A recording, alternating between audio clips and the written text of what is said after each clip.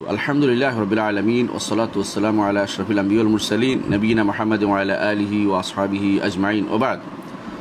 আলহামদুলিল্লাহ, আজকে আপনাদের সামনে আবার আসতে পেরেছি আপনাদের প্রিয় অনুষ্ঠান প্রশ্নোত্তর পর্বে। আজকে প্রথম প্রশ্ন হচ্ছে, বলেছেন আকীদার ইলম অর্জন, কোরআনের হিফজ, আরবি ভাষা শিক্ষা এর মধ্যে কোনটা উত্তম, কোনটা শরীয়ত অনুযায়ী ফরজ বা নফল? জাযাকাল্লাহু খাইরান।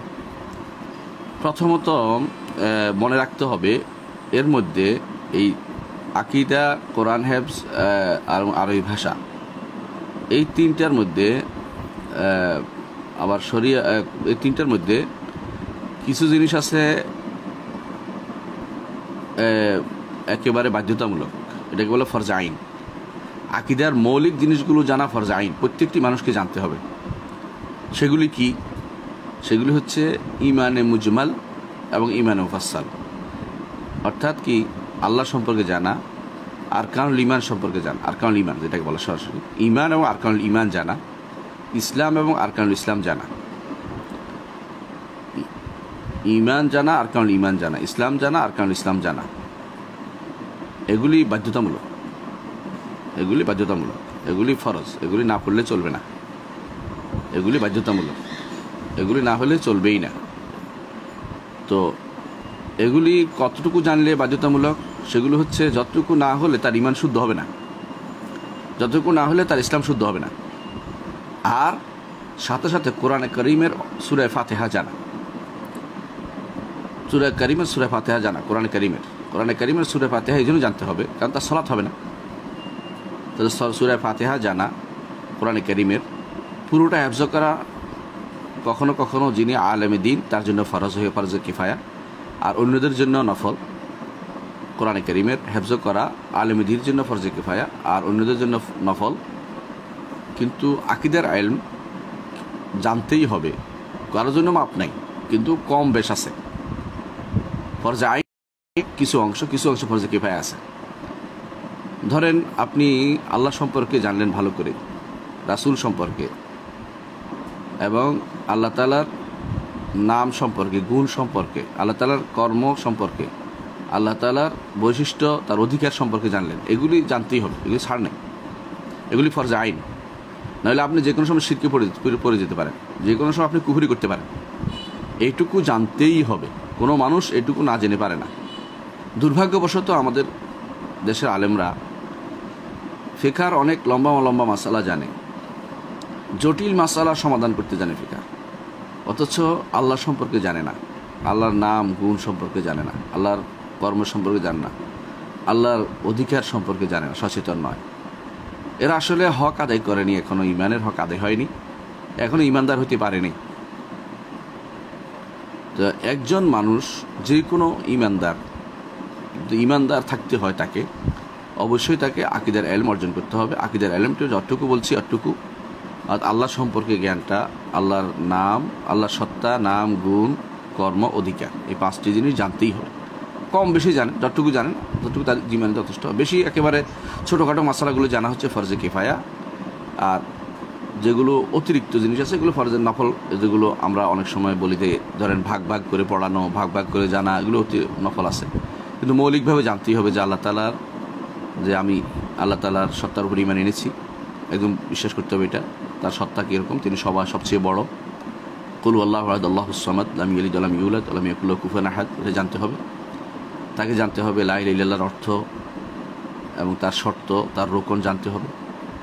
তাকে জানতে হবে আল্লাহ তাআলার নামগুলো, মৌলিকভাবে এত অনেক নাম আছে, এটা জানতে হবে। যখনই নাম আসে যেটা তার জানা হয় তখন এটা ঈমান আনতে হবে।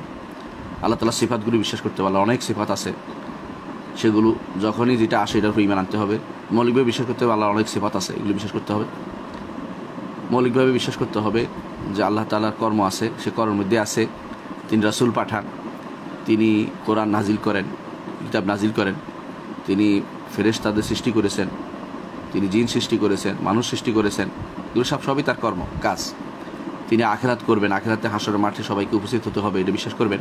তিনি তাকদীর লিখিত রেখেছেন, এগুলো সবগুলো বিশ্বাস করবেন, এগুলো সবই তার কর্ম। এগুলি কিন্তু বিশ্বাস থাকতে হবে। এখন এগুলির মধ্যে খুঁটিনাটি জিনিসগুলো জানাটা হচ্ছে নফল, কিন্তু মৌলিক জিনিসগুলো না জানলে আপনার ঈমান শুদ্ধ হবে না।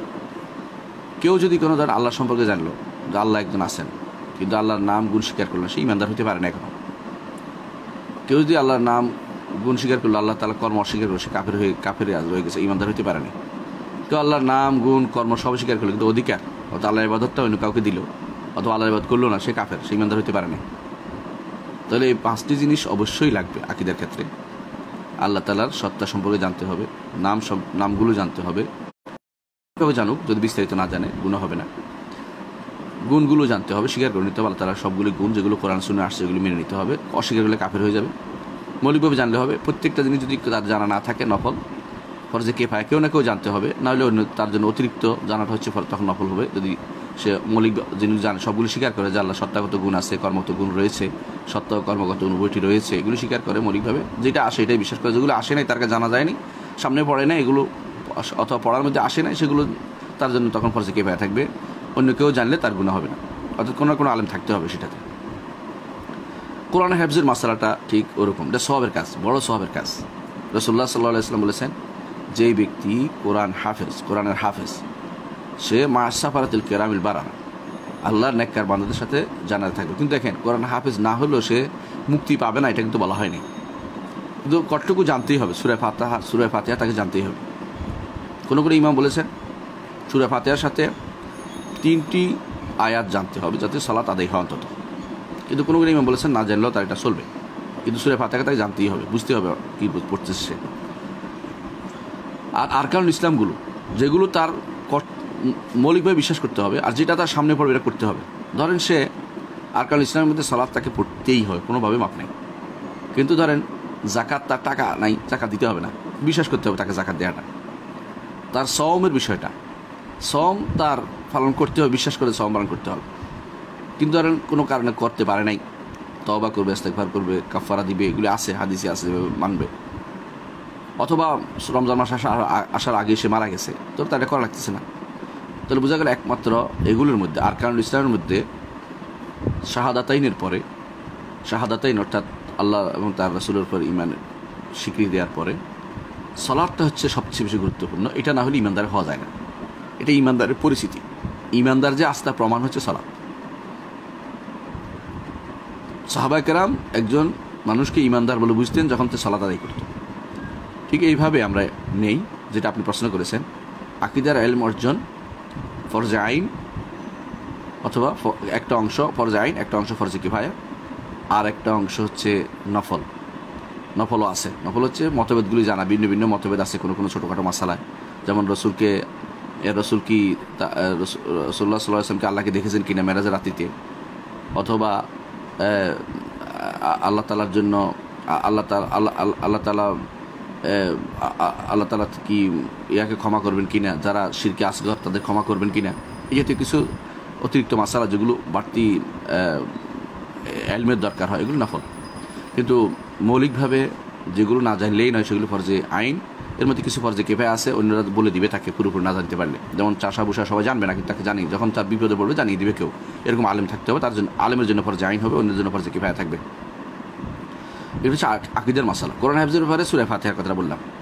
আরবি ভাষা শিক্ষাটা হচ্ছে আপনার জন্য কারো নিকট ওয়াজিবের পর্যায়ে পড়ে। যদি কোনো সে দিন শিখতে চায় তার জন্য ওয়াজিব, সবার জন্য না।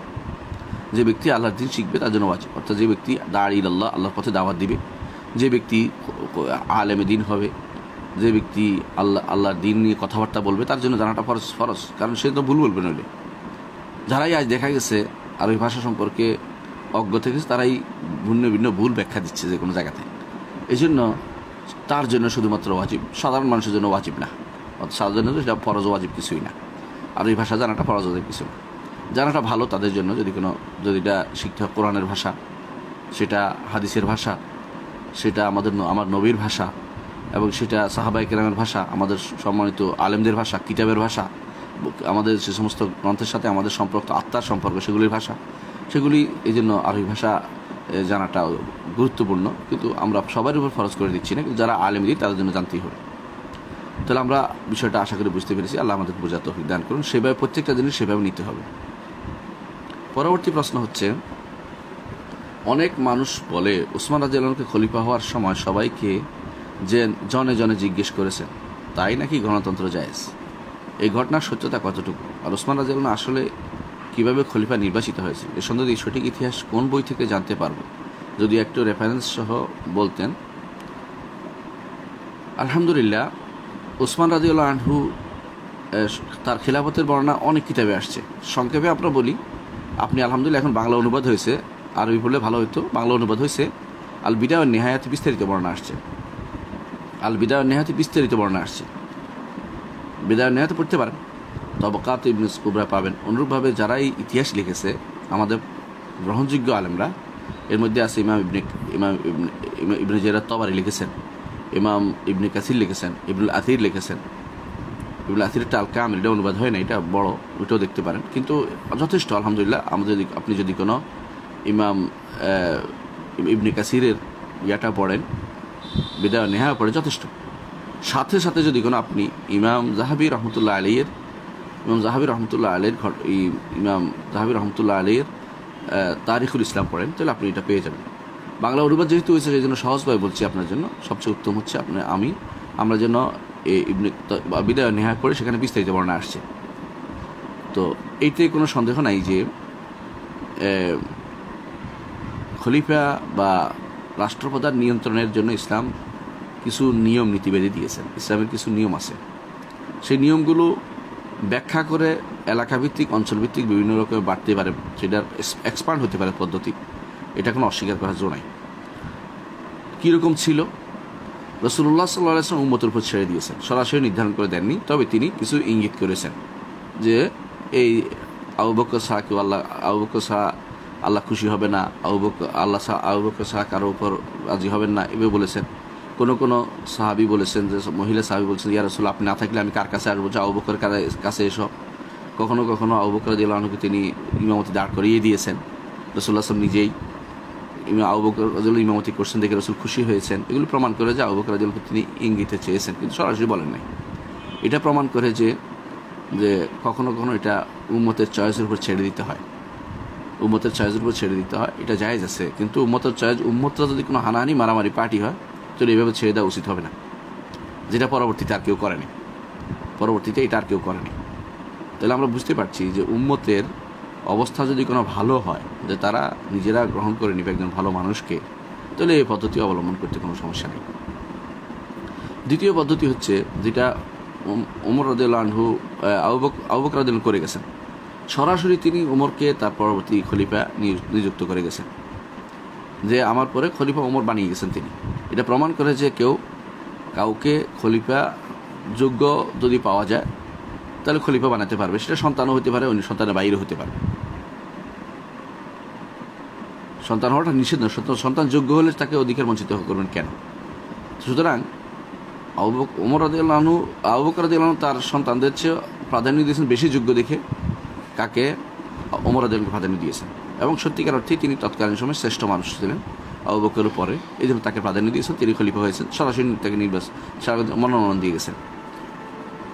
ওমর রাদিয়াল্লাহু আনহু তিনি তার শাহাদতের সময় তিনি বলেছেন যে তিনি 6 জনের মধ্যে সিটাইয়া রেখেছেন, তিনি 6 জনের মধ্যে সেটা পরামর্শ ভিত্তিতে রেখে দিয়েছেন যে 6 জনের মধ্যে তোমরা নির্বাচিত হবে। তাহলে এটা কীরকম হলো? এটা বলতে পারেন উচ্চ কক্ষ এবং নিম্ন কক্ষ যেরকম দেশে আছে সেরকম হলো, অনেকটা উচ্চ কক্ষের মতো ওদের মধ্যে সিদ্ধান্ত করে দিয়েছেন। তিনি জনে জিজ্ঞাসা করেছেন, কথাটা ঠিক নয়। যারা বলে যে গণতন্ত্র এই পদ্ধতি যায়, যেটা বানানো কথা, এটা জনে জিজ্ঞাসা করেন নাই। তিনি 6 জনের মধ্যে বলছেন আব্দুর রহমান ইবনে আওফকে দায়িত্ব দিয়েছেন যে তোমাকে যোগ্য মানতাম, কিন্তু তুমি দায়িত্ব নাও। এই 6 জন মধ্যে বাকি যার সংখ্যা বেশি হয়, ভার বেশি হবে, তার দিকে তুমি যাবে। কাস্টিং ভোটে আব্দুর রহমান ইবনে আওফ রাদিয়াল্লাহু আনহু ওসমান রাদিয়াল্লাহু আনহুকে পাশ করিয়েছেন। কাস্টিং ভোট বুঝছেন আপনারা, যে সমান হয়ে গেছে, তিনি একদিকে করছেন, তখন সেটা পাশ করছেন। ওসমান ইবনে আফফান রাদিয়াল্লাহু আনহুকে খলিফা নিয়োগ দিয়েছেন। সেখানে জনের কোনো প্রশ্ন ছিল না, বরং খলিফা নিয়োগ হওয়ার পরে তিনি দাঁড়িয়ে সবার কাছে নিজের খেলাফতের বক্তব্য দিয়েছেন এবং তারপর খলিফা সাহেব মেনে নিয়েছে।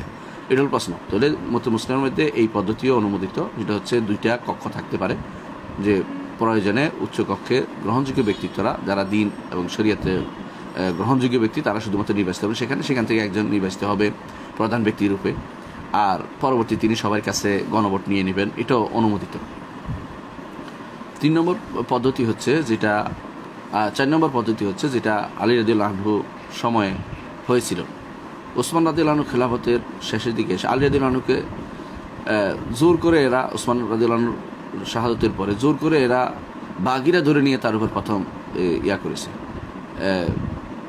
তার হাতে বায়াত করেছে এবং তাকে বাধ্য করেছে। সবাই যারা উপস্থিত ছিল তাদেরও বাধ্য করেছে। অনেকটা অস্ত্রের মুখেই তাকে বাধ্য করে খলিফা বানানো হয়েছে। তিনিও খলিফা হয়েছে। বোঝা গেল যে এইভাবে জোর করে যদি কেউ খেলাফতে আসে তারটাও মেনে নিতে হবে। যে যেভাবে আসুক, ক্ষমতায় এসে গেলে তাকে মেনে নিতে হয়, ঝগড়া করতে হয় না। এটাই শিখিয়ে দিয়েছে আমাদেরকে সলফে সালেহিনের এই নীতি, এটাই শিখিয়ে দিয়েছে। তো উম্মতে মুসলিমের এইভাবে কোনো জায়গায় কেউ ক্ষমতায় এসে গেলে তাকে মেনে নিতে হয়। যতক্ষণ পর্যন্ত সে কোরআন সুন্নাহ অনুসারে চালাবে ততক্ষণ পর্যন্ত তিনি খলিফা থাকবেন। কোরআন সুন্নাহর বিরুদ্ধে শিরকে সরাসরি পড়ে গেলে তার প্রমাণ থাকলে, কুফুরি কাফের হিসেবে প্রমাণিত হয়ে গেলে, তওবা করলে আল্লাহ তাআলা ক্ষমা করবেন সবাইকে। কুফুরি কাফের হিসেবে প্রমাণিত হলে শুধুমাত্র তার খেলাফত থেকে বা তার রাষ্ট্রপ্রধান হওয়া থেকে বঞ্চিত হবেন তিনি। তারপরেও আনুগত্য করতে হবে কিনা, হ্যাঁ, বিল মারুফ, ভালো কাজে আনুগত্য করতে হবে যদি তাকে পরিবর্তন করা সম্ভব না হয়। এইটাই পদ্ধতিগুলো ইসলামে রয়েছে। খলিফা বা রাষ্ট্রপ্রধান নির্বাচনের এই পদ্ধতিগুলো রয়েছে, এতে কোনো সন্দেহ নেই। সুতরাং তারা যেভাবে বলেছে, কেউ আপনাকে যে বলেছে যে জনে জনে জিজ্ঞাসা করে তিনি বানিয়েছেন, একেবারে ভুয়া কথা বলেছেন, সত্য কথা বলেননি। এটা কখনো ঘটেনি। বরং সবাই জানে এটা একটা সর্বজন স্বীকৃত সত্য কথা যে 6 জনের মধ্যে ওমর রাদিয়াল্লাহু আনহু আমরুম শুরা বাইনহুম, তাদের মধ্যে মশওয়ারা হিসেবে রেখে দিয়েছেন 6 জনের মধ্যে। এই জনজন না, 6 জনের মধ্যে রেখেছেন। এটা ঠিক আছে, এটা উচ্চ কক্ষের মতো হতে পারে।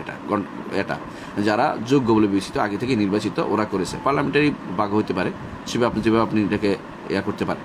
তবে ইসলাম এই বিষয়ে, আবারও বলছি, এই বিষয়ে বাধ্য করে দেয়নি যে কোন নিয়মটা একটাই ফলো করতে, এটা বলে নাই। বরং যেটা মাসলাহাত যেটাকে দেখবে, স্বার্থ যেটাকে দেখবে, ইসলামী স্বার্থ যেটা সংরক্ষিত হবে, এটা ইসলাম অনুমোদন করেছে। এখানেও আমরা এই জন্য বলবো যে ভোট দেয়া এটা আসলে নিষিদ্ধ নয়। ভোট দিয়ে একজনকে নির্বাচন করতেই পারেন আপনি, কিন্তু সমস্যা হচ্ছে ভোটের পদ্ধতি এবং ভোটের কার থেকে নিয়েছেন, এটা একটা সমস্যা। আপনি যে পদ্ধতি নিয়েছেন এই পদ্ধতিতে ভোটার কারা হচ্ছে, কে ভোটার হচ্ছে, আর কার ভোটের মূল্য কতটুকু নির্ধারিত হচ্ছে। সবাইকে এক সমান মাপলে তো হয় না, পৃথিবীতে কেউ এক সমান না, একরকম না। অবশ্যই প্রত্যেকের মর্যাদা ভিত্তিক একটা স্তর রয়েছে, সবাই স্বীকার করে সেটা। সুতরাং ভোটের ক্ষেত্রে সে মর্যাদা থাকা দরকার ছিল, এক। দ্বিতীয়ত, ভোটের যে সিস্টেম চালু হয়েছে, এখন তো ভোটার হয় না, জোর যার মুলুক তার হয়ে গেছে। এখন প্রত্যেকেই ভোট দিয়ে অথবা ভোট বাদেও তো কেউ পাশ করে যাচ্ছে। সুতরাং ভোটের যে সিস্টেমের মধ্যে এই সমস্যাটা কিন্তু রয়েই গেছে। এরা তো এটা জোর দখলের, জবরদখলের। তো আমরা যেটা বলি, জবরদখলও করলেও কিন্তু রাষ্ট্রপ্রধানকে মেনে নিতে হয়। যদি কোনো সমস্যা না তৈরি আশঙ্কা থাকে যে না মানলে আরও বেশি বড় সমস্যা হয়, তো মেনে নিতে হয়। এটা হলো ইসলামী শরীয়তের একটা স্বতঃসিদ্ধ বিধান, এটা মেনে নিতে হবে। যে জোর করে এসে গেলে, রাসূল সাল্লাল্লাহু আলাইহি ওয়াসাল্লাম এটা অনেক হাদিসে বলেছেন। আপনারা সহিহ মুসলিমের কিতাবুল ইমারা পড়লে এটা পাবেন সবাই। এই আরেকটি সমস্যা হচ্ছে, বর্তমানে যে গণতান্ত্রিক পদ্ধতিগুলি আসলে ধার করা জিনিস। ধার করার মধ্যে বড় সমস্যা হচ্ছে এগুলো ভালো কিছু খুব কমই থাকে। বর্তমানে এমন অবস্থা হয়েছে, গণতন্ত্র নামে যা চালু করা হচ্ছে বেশিরভাগই হচ্ছে, যত মানুষে বেশিরভাগ একদিকে যাবে সেটা গ্রহণযোগ্য হবে, হালাল হইলেও হারাম হইলেও এটা তো গ্রহণ করা হয় না, এটা তো গ্রহণ করা যাইতে পারে না। তো ওই পদ্ধতিগুলি পরিবর্তন করলে তাহলে এটা শুরা হবে। এর আগ পর্যন্ত এটা গণতন্ত্র নামক থাকবে, ডেমোক্রেটিস থাকবে বা ডেমোক্রাতিয়া থাকবে, ডেমোক্রেসি থাকবে। ওগুলি আসলে ইসলামের এই যে নিয়ম নীতির সাথে পুরোপুরি খাপ খায় না। এই জন্য এগুলিকে যতক্ষণ পর্যন্ত ঢেলে সাজানো না হবে ততক্ষণ পর্যন্ত ইসলামিক নিয়ম বলা যাবে না। তবে যদি কেউ ক্ষমতা এসে যায় যে কোনোভাবে, তাকে মেনে নেওয়া হচ্ছে ইসলামিক বিধান।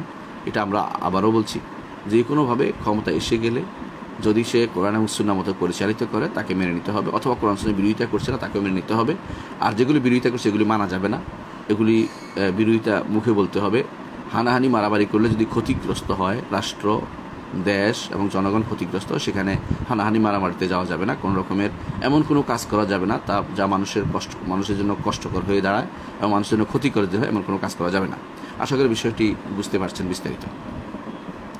পরবর্তী প্রশ্ন করেছেন, PUBG and free fire game খেলা কি হারাম? পাবজি ফ্রি ফায়ার খেলা, আমি এই জিনিসটা আমার জ্ঞান নাই, আমি জানি না, কারণ আমি খেলি না, জানিও না, দেখিও না, আমাদের দেখার সুযোগও নেই। তো আমি যতটুকু শুনছি, পাবজি খেলার মধ্যে একখানা যাইয়া মাথা নত করতে হয়, কোনো এক মূর্তি আছে, মানুষ আছে, বিভিন্ন জিনিস দেখাতে হয়, তো সেখানে দেখানোর পর তার রাস্তা খুলে যায় বা কিছু একটা হয়, পয়েন্ট পায় বা ফায়ার পায়, এগুলি আসলে হারাম, কারণ এগুলি তো খারাপ জিনিস দেখাচ্ছে। এমনিতেই গেম খেলাগুলি জায়েজ নেই, এগুলি সময় নষ্ট করতেছে এবং এগুলির কারণে চোখ নষ্ট হচ্ছে, এগুলি নষ্ট করতেছে। এগুলি সবচেয়ে বড় জিনিস হচ্ছে আল্লাহ তাআলা যে সময়টা দিয়েছেন মানুষের, সেটাতে অন্যায় কাজে ব্যয় হচ্ছে। আল্লাহ তাআলা বলেছেন, ওয়াল আসরি ইন্নাল ইনসানা লাফি খুসর ইল্লাল্লাযীনা আমানু ওয়া আমিলুস সালিহাত ওয়া তাওয়াসাউ বিল হাক্কি ওয়া তাওয়াসাউ বিস সবর। প্রত্যেকটি মানুষের ক্ষতিগ্রস্ততার মধ্যে আছে যতক্ষণ পর্যন্ত সময়ের শপথ করেছেন আল্লাহ তাআলা, ক্ষতিগ্রস্ত যে যারা তার সময়টুকু ইলম অর্থাৎ ঈমান আমল এবং সৎ কাজের আদেশ, অসৎ কাজ থেকে নিষেধ এবং সবরের মধ্যে ব্যয় না করবে, তারা ক্ষতিগ্রস্তই থাকবে, এরা ক্ষতিগ্রস্ত বের হতে পারবে না। যারা আজ সময় ব্যয় করতেছে, সময়গুলি তার জন্য হাসরের মাঠে তাকে জিজ্ঞাসা করা হবে, আর উমরি ফিমা আফনা, তার যৌবন বয়স কোথায় ব্যয় করেছে এবং তার জীবন কোথায় ব্যয় করেছে, দুইটা প্রশ্নই হবে সময়ের উপর, হবে। হাসরের মাঠে কেউ সামনে এগোতে পারবে না। সুতরাং কীভাবে জায়েজ হতে পারে আপনি চিন্তা করে দেখুন। জায়েজ নয়, কোনোভাবেই জায়েজ নেই। এমনিতেই এই জাতীয় খেলাগুলো একটাও জায়েজ নেই, কোনোভাবেই জায়েজ নেই। এই যে বসে বসে গেম খেলা, গেম দেখা, অমুককে এটা করা, এগুলি জায়েজ নেই। আর সুবহানাল্লাহ আলহামদুলিল্লাহ পড়লেও লাভ আছে। আর কিছু না পারলে ভালো কোনো চিন্তা করুন, অথবা না পারলে ঘুমাই থাকুন। ঘুমাইলেও একটা ইবাদত হয় কখনো কোনো, যে পরবর্তী ভালো কাজ করবো এর জন্য, এই নিয়তে ঘুমাইলেও ইবাদত হয়। অথবা কেউ ঘুমাচ্ছে যে আল্লাহর ইবাদত করবো, অথবা ঘুমাচ্ছে কেউ যে আমি পড়ালেখা করবো, সুযোগ নেই, এটাও কিন্তু ইবাদত হয়। কিন্তু এই খেলাধুলার মধ্যে কোনো উপকার নেই, শুধু ক্ষতি আছে, কোনো উপকার নেই। যারা উপকার খোঁজে এরা মিথ্যা, শয়তানের ওয়াসওয়াসায় পড়েছে, শয়তানের কুমন্ত্রণে পড়েছে, এমনিতেই হারাম। আর পাবজি বা এই জাতীয় ফ্রি ফায়ার খেলা, এগুলির মধ্যে বড় সমস্যা হচ্ছে যে এগুলির মধ্যে শিরকি আচরণ রয়ে গেছে। মাথা নত করতে হয় কোনো মূর্তির সামনে, কোনো কারোর সামনে দাঁড়িয়ে দিতে হয়, মাথা নিচু করতে হয়, তারপর তাকে একটা ফায়ার দিবে, সেটা দিয়ে সামনে এগিয়ে যাবে, এই জাতীয় জিনিস, অথবা দরজা খুলে যাবে, তাকে বিভিন্ন রকমের দিবে, পয়েন্ট দিবে, এই জাতীয় জিনিসগুলো ইসলাম অনুমোদিত না, এগুলো অবশ্যই হারাম হবে। স্পষ্ট জিনিস, এগুলো শিরকেও রয়ে গেছে অনেকগুলোতে, আপনি বুঝতেই পারছেন, দেখলেই বুঝবেন।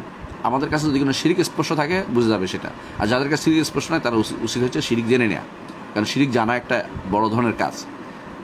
হুযায়ফা ইবনে ইয়ামান রাদিয়াল্লাহু আনহু বলেন, মানুষ ভালো কি জিজ্ঞাসা করতো, আমি জিজ্ঞাসা ইয়া রাসূলুল্লাহ খারাপ কি, কারণ খারাপে পেয়ে বসতে পারে আমাকে। এই জন্য একজন ইমানদার সবসময় চিন্তা করবে তার ইমানটা কীভাবে টিকিয়ে রাখা যায়। এই জন্য খেলতে বসেও ইমান হারা হয়ে যাবেন আপনি, কারণ আপনি মনে করছেন এটা কি নিয়ে এত অস্ত্র না নিচ্ছি, কিন্তু অস্ত্র নিতে গিয়ে যে আপনি ইমান হারা হয়ে যাচ্ছেন, আপনি যে কাফের হয়ে গেছেন ইতিমধ্যে, আপনার যে ইমান সব, আপনার এত আমল বরবাদ হয়ে গেছে, আপনার হজ ওমরা সালাত সব বরবাদ হয়ে গেছে, আপনি যে কাফের চিরস্থায়ী জাহান্নামী হয়ে যাচ্ছেন, এদিকে আপনার কোনো খেয়াল নেই। এই জন্য বিষয়গুলো আমাদের জানা থাকা দরকার। পরবর্তী প্রশ্ন হচ্ছে, একটি মেয়ের বাম চোখের নিচে 1 সেন্টিমিটারের মতো ছোট একটা কালো দাগ আছে, যেটা দেখতে অনেকটা চোখে নিচে কালি পড়লে যেরকম সেরকম দেখায়। বিয়ের 1 মাস 13 দিন পরে হাজব্যান্ড ওই দাগটিকে স্কিন ক্যান্সার বলে মেয়েটিকে তালাক দেয়। এটা 19 বছর আগের ঘটনা। মেয়েটির আর কোনো দোষ ছিল না। মেয়েটি অনিন্দ্য সুন্দরী, শিক্ষিত, নামাজি ও উত্তম চরিত্র অধিকারী। আমার কোশ্চান হলো, বিনা দোষে তাকে তালাক দেওয়া হলো, কোরআনে তালাক দেওয়ার যে কারণগুলি বলা হয়েছে তার কোনো শর্তে মেয়েটি পড়ে না, এক্ষেত্রে কি মাজলুম? হাজব্যান্ড কি আখিরাতে শাস্তি পাবে না? মেয়েটি দ্বিতীয় কোনো বিবাহ বন্ধনে আবদ্ধ হয়নি, এতে কি সে গুনাহগার হবে? জাযাকাল্লাহ খায়র। দেখুন, ইসলাম তালাককে আসলে জায়েজ করেছে, তবে জায়েজ করার অর্থ এই নয় যে একজন মানুষকে বিনা কারণে কষ্ট দিবে। তো ডাক্তারের পরামর্শ না নিয়ে সে স্কিন ক্যান্সার বলে তাকে তালাক দেওয়াটা তার উচিত হয়নি। অনুচিতের মাসালা এখানে গুনার মাসালা। একজন মানুষ যে ভয় পায় কোনো স্ত্রীকে কোনো কারণে, তো সে তালাক দিতে পারে, শরীরটা রেখেছে। আপনি আশ্চর্য হবেন, সাহাবায়ে কেরাম রাদিয়াল্লাহু আনহুম আজমাইন তারাও স্ত্রীকে তালাক দিতেন। বৃদ্ধ বয়সে আবু বকর রাদিয়াল্লাহু তার স্ত্রীকে তালাক দিয়েছে। উম্মতের সবচেয়ে শ্রেষ্ঠ ব্যক্তি। তালাক দেওয়াটা দোষণীয় না, দোষণীয় হচ্ছে তালাকের পরে বসে থাকাটা। তালাকের পরে আরেক জায়গায় বিয়ে হওয়া উচিত। আমাদের সমাজে তালাক হইলো কেন বিয়ে হলো না, এটা কিন্তু এটা দোষণীয় কারবার। তালাক বিয়ে হয়ে যাওয়া উচিত। কেন তিনি 19 বছর বসে আছেন? তার উচিত ছিল তালাক হয়ে গেছে, আমি আরেকখানে বিয়ে বসবো। এক স্বামীর জন্য বসে থাকার কোনো ইসলাম বলে না। এক স্বামী, রাসূলুল্লাহ সাল্লাল্লাহু আলাইহি ওয়াসাল্লাম তার এক স্ত্রীকে তালাকও দিয়েছেন। তিনি এক স্ত্রীকে তালাক দিয়েছেন, ইমরাতুল জুনকে তালাক দিয়েছেন। বোঝা গেল তালাক দেওয়াটাকে নিষিদ্ধ করা হয়নি ইসলাম। ইয়া আইয়ুহান নবী যা তাল্লাকতুম নিসা ফাতাল্লিকুনা লিইদ্দাতিহিন্না। হে নবী, আল্লাহ নবীকে আহ্বান করেছেন, এরপর ঈমানদারদের বলেছেন যখন তোমরা তালাক দিবে তখন তোমরা ইদ্যত গণা হিসেবে তালাক দিবে। তালাক দেওয়াটা দোষণীয় না। একজন মানুষ বিয়ে করেছে, মাহার দিয়ে দিবে, তালাক দিয়ে বিদায় করে দিবে, এটাতে আমি দোষ দেখি না, কারণ ইসলাম এটাকে অনুমোদন নাজায়েজ বলে নাই। সমস্যা হচ্ছে তালাকের পরে, ইদ্যতের পরে সে বসে থাকবে কি জন্য? সে আরেকখানে বিয়ে বসবে, সে আরেকটা বিয়ে বসতে পারে। তালাক প্রাপ্তার কারণ জানা গেলে অনেকেই বিয়ে করবে। অনেকও আছে এরকম, স্বামী স্ত্রী চলে গেছে, স্বামী পাচ্ছে না, স্ত্রী পাচ্ছে না, তার কাছে বিয়ে বসতে পারে। আল্লাহ তাআলা কখন কার সাথে কোথায় গিয়ে কার মিলন ঘটিয়ে দিবে এটা কেউ জানে না। সুতরাং আপনি একজন হাজব্যান্ড আপনাকে কেন তালাক দিল রাগারাগি করে 19 বছর বসেছিলেন, ঠিক নয়। আপনার একদিন যদি কোনো বাকি থাকে মৃত্যুর আগে, তখনও বিয়ে বসা উচিত। যদি সুযোগ থাকে, কেউ বিয়ে করতে চায় আপনাকে, এই জন্য বিয়ে বসা উচিত। বোনকে বলবেন বিয়ে বসতে, যদি পাওয়া যায় তিনি যেন বিয়ে বসেন। তিনি দিনদার নামাজি ভালো আছে, তিনি একজন ভালো মানুষের সাথী হন। অনেক মানুষ আছে বিয়ে বসতে চায়, ঘর সংসার করতে চায়, হয়তো পায়, এরকম পায় না, এরকম তার কাছে বিয়ে বসা উচিত। তো চোখের নিচের কি সমস্যা, এটার কারণে তার তালাক দেওয়া যে ব্যক্তি দিয়েছেন তার হয়তো মানসিক অশান্তির কারণে অশান্তি হতেই পারে একজন মানুষের, এটাকে জোর করে ঘরে রাখা যায় না। ঠিক অনুরূপভাবে তারও সমস্যা থাকতে পারে কোনো মেয়ের, যে আমি তার ঘর করবো না, তার মিল হচ্ছে না, সেও তালাক চাইতে পারে, শরীয়ত এটা নিষেধ করে নেই। শুধুমাত্র বিনা কারণে তালাক চাওয়াটাকে নিষেধ করা হয়েছে, কিন্তু কারণ থাকলে তালাক চাইতে পারে। এখানেও এই লোকের একটা কারণ তো আছে, যত কথাই বলেন, সে ভয় পেয়েছে ক্যান্সার মনে করছে তার মধ্যে ক্যান্সার সারায়াত করতে পারে, তার মধ্যে দিতে পারে, এটা তো একবারে নো বলতে পারেন না আপনি, এটা একটা কারণ আছে, অলরেডি কারণ বোঝা যাচ্ছে তার মধ্যে।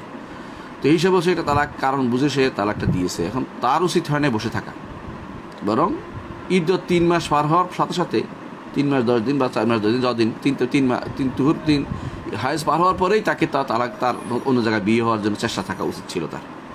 সেখানে কিছু ছাড় দিয়েও, অধিকার ছাড় দিয়েও বিয়ে হওয়া উচিত, কারণ বিয়ের ব্যতীত কোনো মেয়ের থাকা উচিত না, কোনো পুরুষেরও বিয়ে ব্যতীত থাকা উচিত না। আল্লাহ তাআলা বলছেন, ওয়া আনকিহুল আইয়ামা মিনকুম ওয়াস-সালিহিনা মিন ইবাদিকুম ওয়া ইমাইকুম ইন ইয়াকুনু ফুকারা ইউগনিহিমুল্লাহু মিন ফাদলিহি। তোমাদের মধ্যে যাদের স্বামী নাই এবং তোমাদের মধ্যে যাদের স্ত্রী নাই, তারা যেন বিয়ে বন্ধনে আবদ্ধ হয়, যদি ফকির হয় আল্লাহ তাদেরকে ধনী করে দেবেন। এই জন্য এই আবেগ তাড়িত সমাজ খুব খারাপ, যেখানে কেন আমাকে তালাক দিল আমি বিয়েই বসবো না, এটা কোনো কথা হলো না। কেন আমার বউ চলে গেল আমি বিয়ে করবো না, এটাও কথা হলো না। এটা শরীয়তে বিধান না। কারোর উপরে কারোর জন্য দুনিয়া থেমে থাকে না। এই বউর এমন কোনো সমস্যা থাকতেও পারে, এই স্বামীর এমন কোনো সমস্যা থাকতে পারে যেটা আপনি বুঝেন না। এটা হতে পারে আপনার জন্য ভবিষ্যতে আরও ভালো জিনিস রয়ে গেছে। ইতিহাস সাক্ষ্য যে অনেক অনেক স্ত্রী আছে, অনেক নারী আছে যা দ্বিতীয় বিয়েতে তার সবচেয়ে বেশি শান্তি পাওয়া গেছে। দ্বিতীয় বিয়েতে আগের বউ ভালো ছিল না। আপনি আশ্চর্য হন, আপনাদের মনে নেই বেগম রোকেয়া সাখাওয়াত হোসেন, তিনি কিন্তু সাখাওয়াত হোসেন তার দ্বিতীয় স্বামী। তাহলে বোঝা যাচ্ছে যে এরকম আরও যারা আছে, ইতিহাসে দেখা গেছে যে প্রথম স্বামী হয়তো তার জন্য মনোভূত হয়নি। তো এই জন্য প্রথম স্বামী মনোভূত হয়ে আটকে থাকতে হবে এরকম জরুরি কিছু না। আল্লাহ তাআলা প্রত্যেকের জন্য এই অনুমোদন করেছেন যে সে স্বামী গ্রহণ করবে নিয়ম ইজ্জত পার হয়ে গেলেই। এই জন্য আমরা দেখেছি আরব দেশে কেউ বসে থাকে না, যদি কেউ বিয়ে একটা হয়নি, সমস্যা হয়েছে, বিয়ে ভেঙে গেছে, আরেকটা বিয়ে হচ্ছে, একটা বিয়ে সমস্যা আরেকটা বিয়ে হচ্ছে, এটার কোনো তারা কিছুই মনে করে না। কারণ এমন কি তালাকপ্রাপ্ত বসে থাকে না, তারও ঘর সংসার হয়। তো সেই জন্য আমি মনে করি যে আখিরাতে হাজব্যান্ডের শাস্তি পাবে এটা বলবেন না, আর আপনিও মাজলুম এটাও আমি বলবো না। হাজব্যান্ড আপনাকে জুলুম করেছে এটাও নয়, তার অনুভূত হয়নি, তার ভয় ছিল, থাকতে পারে মানুষের ভয়। আপনারও এরকম, আপনিও যদি কোনো অনুভূত না হয় আপনিও চলে আসতে পারবেন, কারণ তার কোনো সমস্যা দেখলে। রাসূলুল্লাহ সাল্লাল্লাহু আলাইহি ওয়াসাল্লামের দরবারে এসে সাবিত ইবনে কায়েস ইবনে শাম্মাস রাদিয়াল্লাহু আনহুর স্ত্রী এসে বললেন যে, ইয়া রাসূলুল্লাহ, সাবিত আপনার খতিব, আপনার বক্তা, তার দিন ও খুলুক কোনোটাতেই আমি ফেলতে পারি না, অত্যন্ত ভালো, কিন্তু তাকে আমি সহ্য করতে পারি না। তো আমি এই অবস্থা থাকতে চাই না, আমাকে যে কোনো মূল্যে আপনি তার থেকে আমাকে আলাদা করে দিন। রাসূলুল্লাহ সাল্লাম বললেন যে, তাহলে তুমি যে তোমাকে যেটা দিয়েছে মাহার হিসেবে এটা ফেরত দাও। বলছে ঠিক আছে, ফেরত দিলাম। ফেরত দেওয়ার পরে তাদের মধ্যে তালাক হয়ে গেছে। মহিলা আরেকখানি বিয়ে করছে, সাবে তো আরেকখানি বিয়ে করছে। তাদের মধ্যে আল্লাহ তাআলা প্রত্যেকেই তার ঘর সংসার করার সুযোগ দিয়েছেন। আমাদের সমস্যায় আবেগতাড়িত না হয়ে 19 বছর বসে থাকা তার উচিত হয়নি। তার তো কোনো না কোনো বিয়ের প্রস্তাব নিশ্চয়ই আসছে, বা চেষ্টা করলেও তার হয়তো চেষ্টা করা উচিত, তার আত্মীয় স্বজন লাগা উচিত কেউ বিয়ের জন্য, সেখানে হয়ে যেত না আমি বিয়ে বসবো না, বা কারো দ্বিতীয় বউ হবো না, বা কারো এই হবো না, সে হবে ইত্যাদি ইত্যাদি চিন্তা ভাবনা করে নিজের জীবনটাকে নষ্ট করা ঠিক হয়নি। এটাও কিন্তু একটা গুরুত্বপূর্ণ জিনিস। সুতরাং উনি গুনাহগার হবেন, যেহেতু তিনি দ্বিতীয়বার বিয়ে বসেন না। যদি কোনো তার জীবনের চাহিদা থাকে এবং অন্যায় দিক কোনো তাকিয়ে থাকেন, গুণাগার হবেন। আর যদি তিনি কোনো দিকে না তাকিয়ে থাকে, কোনো চিন্তা ভাবনা তার মাথায় না এসে থাকে, এটা খুব রেয়ার কেস না আসাটা, তাহলে হয়তো গুণাগার হবেন না। কিন্তু তার বিয়ে থাকাটা উচিত। আল্লাহ এবং তার রসুল যে এটা আমাদের বিধান দিয়েছেন, এটা হচ্ছে বিয়ে ব্যতীত কেউ যেন না থাকে, বিয়ের ভিতরে যেন থাকে। যতটুকু সময় থাকে দুনিয়ার জীবনটা খুব স্বল্প সময়, এগুলি যেন একাকী না থাকে, এগুলো বিয়ের মাধ্যমে কাটা, এটা শরীয়তের বিধান। পরবর্তী প্রশ্ন হচ্ছে, আমাদের দেশে প্রচলিত সাধারণ মাতামসে করার সময় কালেমা শাহাদ পাঠ করে, এটা কি সঠিক? আমি মনে হয় প্রথম শুনলাম যে কালেমা শাহাদ পাঠ করে, কারণ আমি কখনো শুনি নাই। মাতামসের সময় কালেমা শাহাদ পাঠ করা এটা একটা বেদাত হবে, এটা এই জায়গাতে নয়। কালেমা শাহাদ পাঠ করবে কোথায়? কালেমা শাহাদাত পাঠ করবে একজন মানুষ যখন শুনে আশহাদু আল্লা ইলাহা ইল্লাল্লাহ ওয়া আশহাদু আন্না মুহাম্মাদার রাসূলুল্লাহ বলে মুয়াদ্দিন, তখন তিনি বলবেন ওয়া আনা আশহাদু আল্লা ইলাহা ইল্লাল্লাহ ওয়া আন্না মুহাম্মাদার রাসূলুল্লাহ রাদিতু বিল্লাহি রাব্বান ওয়া বি মুহাম্মাদিন সাল্লাল্লাহু আলাইহি ওয়াসাল্লাম দীনান ওয়া বি মুহাম্মাদ সাল্লাল্লাহু আলাইহি ওয়াসাল্লাম নাবিয়্যান ওয়া বিল ইসলামি দীনান। এখানে এরকম আছে, আগে পিছিয়ে আছে, একটু এইভাবে আছে, এটা বলবে। আর যখন কালেমা শাহাদ পড়তে পারে, যেমন বলতে পারলে আল্লাহ আল্লাহ রাব্বিল লা ইলাহা ইল্লাল্লাহ বলতে পারে কথায়, যখনই কোনো কিছু তার মনে আসে আল্লাহ তাআলা সাহায্য চাওয়ার জন্য আল্লাহ ইলাহা ইল্লাল্লাহ বলতে পারে। অথবা সালাতের পরে আছে লা ইলাহা ইল্লাল্লাহ ওয়া লা না'বুদু ইল্লা ইয়্যাহু লাহুল নি'মাতু ওয়া লাহুল ফাদলু ওয়া লাহুস সানাউল হাসান, এগুলো বলতে পারে। কিন্তু আজানের মাতামসের সময় নির্ধারণ করে দেওয়াটা বেদাত হবে। এই জন্য আপনাদের দেশে এটা প্রচলিত আছে, এটা যেন বন্ধ করে, এটা আপনি নিজে চেষ্টা করবেন। সমাজে যারা করে তাদেরকে বলবেন যে এটা আসলে নাই, এটা করবেন না। আজানের প্রত্যেকটি অঙ্গে যারা দোয়া আবিষ্কার করেছে তারা বড় বড় বেদাত আবিষ্কার করেছে। আজানের কোনো অঙ্গে কোনো দোয়া নেই, একমাত্র আজানে বলছি না, মানে অজুর প্রত্যেকটি অঙ্গে যারা দোয়া আবিষ্কার করেছে তারা বড় ধরনের বেদাত করছে। অজুর প্রত্যেকটি অঙ্গে কোনো দোয়া নেই, অজুর শুরুতে বিসমিল্লাহ, আর অজুর শেষে দোয়া আছে, সুবহানাকাল্লাহি ওয়া বিহামদিহি আশহাদু আল্লা ইলাহা ইল্লা আনতা আস্তাগফিরুকা ওয়া আতুবু ইলাইক, দোয়া আছে। এইটা ছাড়া অথবা অজুর শেষে আরেকটা আছে যেটা আশহাদু আল্লা ইলাহা ইল্লাল্লাহ মুহাম্মাদুর রাসূলুল্লাহ দোয়াটা শেষে আছে, যেটা আল্লাহুম্মা জাআলনা মিনাত তাওয়াবিন ওয়া জাআলনা মিনাল মুতাতাহহিরিন। এই অংশটুকু দুর্বল অনেকে বলেছেন, তারপরে পড়া যায়, অনেকে বলেছেন যেহেতু এটা ভালো দোয়া করতেছে, আল্লাহকে চাইতেছে, দোয়া হিসেবে পড়া যায়, সুন্নত হিসেবে নয়। আর সুন্নতে আসছে আশহাদু আল্লা ইলাহা ইল্লাল্লাহ আশহাদু আন্না মুহাম্মাদান আবদুহু ওয়া রাসূলুহু আশহাদু আন্না মুহাম্মাদান রাসূলুল্লাহ, যেভাবে আসছে এটা যদি কেউ পড়ে, এটা হচ্ছে অজুর শুরু এবং শেষের দোয়া, কিন্তু মাঝখানে কোনো দোয়া নেই। মাঝখানের দোয়াটা হচ্ছে সমস্যা, যে বানিয়ে প্রত্যেক অঙ্গে একটা দোয়া করতে হবে, এটা হচ্ছে এটা বলতে হবে, এটা বলতে হবে, এগুলো সবগুলি বেদাত, এগুলো থেকে দূরে থাকতে হবে। এগুলি বানানো হচ্ছে মানুষদেরকে ইবাদত থেকে অনেক সময় দূরে সরিয়ে দেয় এগুলি। কারণ মনে করে দোয়া তো জানি না, ওই দোয়া তো মুখস্থ করতে পারিনি, আর তুমি দোয়া করতে বলছে কে? এটা তো আল্লাহ রাসূল বলেন, এগুলো কিছু লোকে বানিয়ে বলেছে, এগুলি কোনো ফেকার কিতাবও নাই, এটা নয় যে কোনো মাযহাবী কিতাবে লিখছে, এটাও নয়, এটা কিছু লোকে বসে বানিয়েছে মানুষদের বিভ্রান্ত করার জন্য। এগুলি থেকে দূরে থাকতে হবে আমাদের। অজুর শুরুতে বিসমিল্লাহ আর অজুর শেষে সুবহানাকাল্লাহি ওয়া বিহামদিহি আশহাদু আল্লা ইলাহা ইল্লাল্লাহ ওয়া আতুবু ইলাইক, যেটা, এবং আর আছে আশহাদু আল্লা ইলাহা ইল্লাল্লাহ ওয়াহদাহু লা শারীকা লাহু ওয়া আশহাদু আন্না মুহাম্মাদান আবদুহু ওয়া রাসূলুহু আল্লাহুম্মা জাআলনা মিনাত তাওয়াবিন ওয়া জাআলনা মিনাল মুতাতাহহিরিন। এই অংশটুকু দুর্বল হলেও যদি আমল করেন তাও অসুবিধা নেই, আমল না করলে সমস্যা নেই। আপনি আশহাদু আল্লা ইলাহা ইল্লাল্লাহ ওয়া আবদুহু ওয়া রাসূলুহু পর্যন্ত পড়লেই, আর রাসূলুল্লাহ সাল্লাল্লাহু আলাইহি ওয়াসাল্লাম হাদিসে আসছে, যদি কেউ বলে তার জান্নাতের 8টি দরজা তার জন্য খোলা হয়ে যাবে। সুবহানাল্লাহ। তো এই সুযোগটা আমরা নিতে পারি এইভাবে করে, কিন্তু এর মাঝখানে যে কালিমা শাহাদাত পড়ার নিয়মটা, এটা আসলে সুন্নাহ বিরোধী, বেদাত, এবং এটা করা যাবে না। আশা করি বিষয়টা বুঝতে পারছেন। পরবর্তী প্রশ্ন হচ্ছে, কোনো নারীর স্বামী যদি দিনদার পরেজগার না হয় তাহলে সেই নারীর করণীয় কি? একজন স্ত্রী কিভাবে তার স্বামীকে সকল হারাম কাজ থেকে ফিরিয়ে আনতে পারবে? একজন নারীর স্বামী যদি দিনদার পরেজগার না হয় তাহলে নারীর জন্য তার ঘরে থাকাটা অত্যন্ত কষ্টকর হয়ে দাঁড়ায়। দেখুন, দোয়া করছেন আসিয়া বিনতে মুজাহিব, ফেরাউনের স্ত্রী, রব্বিবনিলি ইনদাকা বাইতান ফিল জান্নাহ। তিনি ঘর করতে পারে না দেখা দুঃখে আল্লাহর কাছে, আল্লাহ আখিরাতে আমার জন্য একটা ঘর বানিয়ে দিন, আখিরাতে একটা ঘর বানিয়ে দিন। তো যেই নারীর স্বামী দিনদার নয়, সেই নারীর ঘরটা অত্যন্ত, সে দুনিয়াতেই যেন আখিরাতের মানে আযাব ভোগ করতে শুরু করে দিয়েছে। এই জন্য তিনি চেষ্টা করবেন, প্রথমে তিনি দোয়া করবেন বেশি বেশি করে আল্লাহর কাছে, রব্বানা হাব লানা মিন আজওয়াজিনা ওয়া যুররিয়াতিনা কুররাতা আ'ইউন ওয়াজআলনা লিল মুত্তাকিনা ইমামা। সূরা আল ফুরকানের এই ইয়াগুলো পড়বেন, দোয়াটা পড়বেন, রব্বানা হাব লানা মিন আজওয়াজিনা ওয়া যুররিয়াতিনা কুররাতা আয়ুনিন ওয়াজআলনা লিল মুত্তাকিনা ইমামা। দোয়া করবেন, অর্থ বুঝে করবেন। আর বাংলায় দোয়া করবেন, আল্লাহর কাছে রাতের অন্ধকারে কাঁদবেন, কান্নাকাটি করবেন আল্লাহর কাছে, এবং নিজে পবিত্র থাকার চেষ্টা করবেন, পবিত্র গল্পগুলি করবেন। সন্তান সন্ততি আসলে তাদের নিয়ে ইবাদতে থাকবেন এবং সন্তান সন্ততিকে নিজের মতো করে বড় করে তুলবেন। এগুলি কিন্তু তার জন্য কাজ। কিন্তু যদি নামাজ আদায়কারী নাই হয়, চলে কিন্তু তার সাথে থাকা যাবে না। একদম নামাজ পড়ে না, নামাজ বিরোধিতা করে, দিন বিরোধিতা করে, তার সাথে থাকা যাবে না। আর যদি সালাত আদায় করে কিন্তু অন্যান্য গুনার কাজ করে, কেউ হয়তো সুদী ব্যাংকে চাকরি করে অথবা গুনার কাজ করে, কে কিছু শর্টবাজি করে, ঠকবাজি করে মানুষের সাথে, তো এই জাতীয় কিছু দেখলে আপনার দায়িত্ব হচ্ছে একান্তে একা একই বসে বসে বুঝিয়ে শুনিয়ে, নিজে বড়ত্ব অহংকার প্রকাশ না করে বুঝিয়ে শুনিয়ে জিজ্ঞাসা করা কীভাবে হবে, আখিরাতের কথা বলে দেয়া, যতটুকু পারেন নরম স্বরে বলতে হবে তাকে। স্ত্রী কখনো স্বামীর উপরে খবরদারি করবে না। স্ত্রী সবসময় উচিত হবে স্বামীকে নরম স্বরে বলা, এটা হচ্ছে নিয়ম। খবরদারি করাটা তার দায়িত্ব দেয়া হয় নাই, স্বামীকে দেওয়া হয়েছে খবরদারি করতে। স্ত্রীকে খবরদারি না, তাকে নরম স্বরে বলতে বলা হচ্ছে।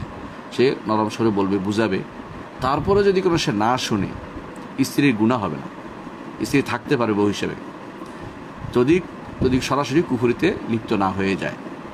কুফরি কেমন? সালাতে পড়ে না, এরকম কুফরি। অথবা আকিদা এমন খারাপ যে সে বুঝে যে সে আর এই আকিদা এর সাথে থাকার ঘর সংসার করা যাবে না, কাফের হয়ে গেছে অথবা মুশরিক হয়ে গেছে সরাসরি, অথবা নাস্তিক হয়ে গেছে, তার সাথে ঘর সংসার, সেটা আলাদা কথা। যদি গুনাহগার হয়, সুদ খায়, ঘুষ খায়, ব্যভিচারে বিভিন্ন কাজে কর্মে লিপ্ত, এর সাথে ঘর সংসার করা যাবে। কিন্তু তাকে নসিহত করতে হবে, অত্যন্ত নরমভাবে বুঝিয়ে, চোখের পানি দিয়ে হলেও এটা নসিহত করতে হবে। তাকে বুঝাতে হবে কোন জায়গায় সমস্যা, এটা বের করতে হবে। সমস্যাগুলো কাটিয়ে ওঠার জন্য পরামর্শ করে এগিয়ে যেতে হবে। এগুলি হচ্ছে করণীয় কাজ। এই হচ্ছে করণীয় কাজ। চেষ্টা করবেন এইভাবে এগিয়ে যেতে। বেশি বেশি করে গুরুত্বপূর্ণ হচ্ছে দোয়া করা। আরেকটা কাজ হচ্ছে, যদি স্বামীর কোনো এমন কোনো লোক থাকে যাকে বললে কাজ হবে, তাকে বলবেন। আত্মীয় স্বজনের মধ্যে গুরুত্বপূর্ণ কোনো ব্যক্তি থাকলে, স্বামীর বড় ভাই, বাবা বা মা, বা যাদের কথা শুনে, যাদের কথা সে মেনে চলে, এমন লোককে প্রয়োজনে তাদেরকে দিয়ে কাউন্সিলিং করাবেন, যাতে করে এ থেকে তারা বেরিয়ে আসতে পারে, স্বামী বেরিয়ে আসতে পারে অন্যায় থেকে। আল্লাহ আমাদেরকে, পরিবারগুলোকে, আমাদের সমস্ত বোনদেরকে যেন সঠিকভাবে দিনের উপর থাকা তৌফিক দান করে, এবং তাদের স্বামীদেরকে যেন দিনের দিকে ফিরিয়ে দেন, এবং আমাদের যে সমস্ত পুরুষ ভাই আছে তাদের স্ত্রীদেরকেও দিনের উপর রাখার জন্য তৌফিক দান করে, এই দোয়া করছি। পরবর্তী প্রশ্ন হচ্ছে, কেউ যদি জিজ্ঞেস করে আল কায়দা কেন উগ্রপন্থী দল, তাহলে জবাবে কি বলবো? আল কায়দা কেন উগ্রপন্থী দল, জবাবে বলতে হলে তাকে বলবেন যে সহজে জিনিসটা বুঝেন। পৃথিবীর যেখানে যেখানে এই গোষ্ঠীটা হানাহানি মারামারি করেছে, একটু চিন্তা ভাবনা করে দেখতে বলেন। যেমন ধরেন টুইন টাওয়ার ভাঙছে, এতে করে মুসলিমদের কি উপকার হয়েছে, এটা আমার চিন্তা ভাবনা করে দেখেন। এতে কি উপকার হয়েছে না অপকার হয়েছে? এরা জায়গায় জায়গায় নিরীহ মানুষকে মারছে। কোথাও কোথাও তারা এমন কাজ করতেছে যে কাজ কেউ কোনোদিন গ্রহণযোগ্য বলে বিবেচনা করে না। এগুলি আসলে বোঝায় যে এদের উগ্রপন্থী তাদের মধ্যে কাজ করে। এরা বড় যে কাজটি করে হচ্ছে, এদের যেই কাজটি করা দরকার ছিল মৌলিকভাবে, সেটা হচ্ছে ইলম এবং আমলের প্রচার প্রসার। এটার থেকে দূরে সরিয়ে উম্মতে মুসলিমাকে সম্পূর্ণরূপে একটা অস্ত্রবাজিতে নামিয়ে দিচ্ছে। অস্ত্রবাজি যদি কোনো নিয়মতান্ত্রিক যুদ্ধ হতো, কোনো রাষ্ট্রপ্রধান অধীন হয়ে, তাহলে আমাদের এগুলি বাধা ছিল না, কারণ এটা তো অনুমোদিত। কিন্তু রাতের অন্ধকারে বা গোপনে মেরে ফেলা, কাউকে আক্রমণ করা, এগুলি আসলে কোনোভাবেই অনুমোদিত জিনিস হতে পারে না। কারণ আল কায়দার নামটা কে দিয়েছে? আল কায়দার নামটা কার অধীন দিয়েছে? কে দায়িত্ব দিল তাদেরকে? এটা নিজেরা কয়েকজনে মিলে যদি করে এরকম মিলিটেন্ট প্রশাসন কোথাও তৈরি করে, সেটাই তো হানাহানি মারামারি পায়, এটাই তো উগ্রপন্থী। এর চেয়ে উগ্রপন্থী আর কি হতে পারে বলেন? এটাই তো মানুষের মধ্যে সমস্যা, মানুষের মধ্যে তৈরি করা, রড তৈরি করা। এটা হচ্ছে মানুষের মধ্যে ভীতি তৈরি করা, যেটা শরীয়তে নিষিদ্ধ। শরীয়তে এইভাবে হানাহানি মারামারি লাগিয়ে দেওয়াটাকে কোনোদিন ইসলাম অনুমোদন করে নাই। শান্তিকে প্রাধান্য দিয়েছে ইসলাম। কোথাও যদি যুদ্ধ হয়, তাহলে সেখানে অংশগ্রহণ করতে পারে প্রত্যেকে, এতে কোনো নিষিদ্ধ ছিল না। ধরেন এক সময় আফগানিস্তানে যুদ্ধ ছিল, যেই যুদ্ধে সমস্ত আলেমরা একমত ছিল যে এখানে যুদ্ধ করতে হবে, সোভিয়েত ইউনিয়নের বিরুদ্ধে যুদ্ধ করেছে মানুষ। কিন্তু পরবর্তীতে এসে এরা এমন দিকে মোড় নিয়েছে যে এখন আর নিজে না অন্য জায়গায় জায়গায় যুদ্ধ করতে হবে, গন্ডগোল লাগাইতে হবে, আগুন লাগাইতে হবে, কোনো জায়গায় যে কাউকে মেরে ফেলতে হবে, কোথাও যে কাউকে আক্রমণ করে মেরে ফেলতে শেষ করে দিতে হবে, এগুলি তো অনুমোদন করে না ইসলাম। এগুলি ইসলাম অনুমোদন করে না। এগুলি হয় রাষ্ট্রপ্রধান অধীন হতে হয়। নিজেরা কয়েকজনে মিলে বসে সেটা করা যায় না। আল কায়দা কোনো রাষ্ট্র স্বীকৃত কোনো রাষ্ট্রপ্রধানের কোনো কিছুই না। নিজেরা হানাহানি মারামারিতে লিপ্ত হয়ে গেছে এবং নিজেরা অস্ত্র ধারণ করছে, নিজেরা কিছু করে ফেলবে চিন্তা ভাবনা করছে। এই ইসলামে অথরিটি হচ্ছে ওইখানে যেখানে যুদ্ধ চলছে সেখানে শুধুমাত্র এটা করতে পারে। যেমন একসময় যুদ্ধ চলছিল, সেখানে যুদ্ধটা করেছে তারা, কিন্তু পরবর্তীতে সেটা যেদিকে মোড় নিয়েছে সেটা আর ভালো অবস্থায় থাকেনি, এটা একদম শেষ হয়ে গেছে। অর্থাৎ পূর্ববর্তী যতটুকু অর্জন হয়েছিল অর্জনটাকে তারা বিসর্জন দিয়ে দিয়েছে। এই জন্য যদি কোথাও যুদ্ধ হয় সেখানে যুদ্ধ হতে পারে, কিন্তু আলাদা একটা গোষ্ঠী হবে না কোথাও, যে আল ফেদাইয়া এরকম কিছু আলাদা নাম দিয়ে, আল কায়দা এরকম নাম দিয়ে ইসলামে আসলে কোনো নিয়ম নীতি ইসলামের ভিতরে নাই। এগুলো হচ্ছে হানাহানি উগ্রপন্থা ছাড়া কিছুই নয়।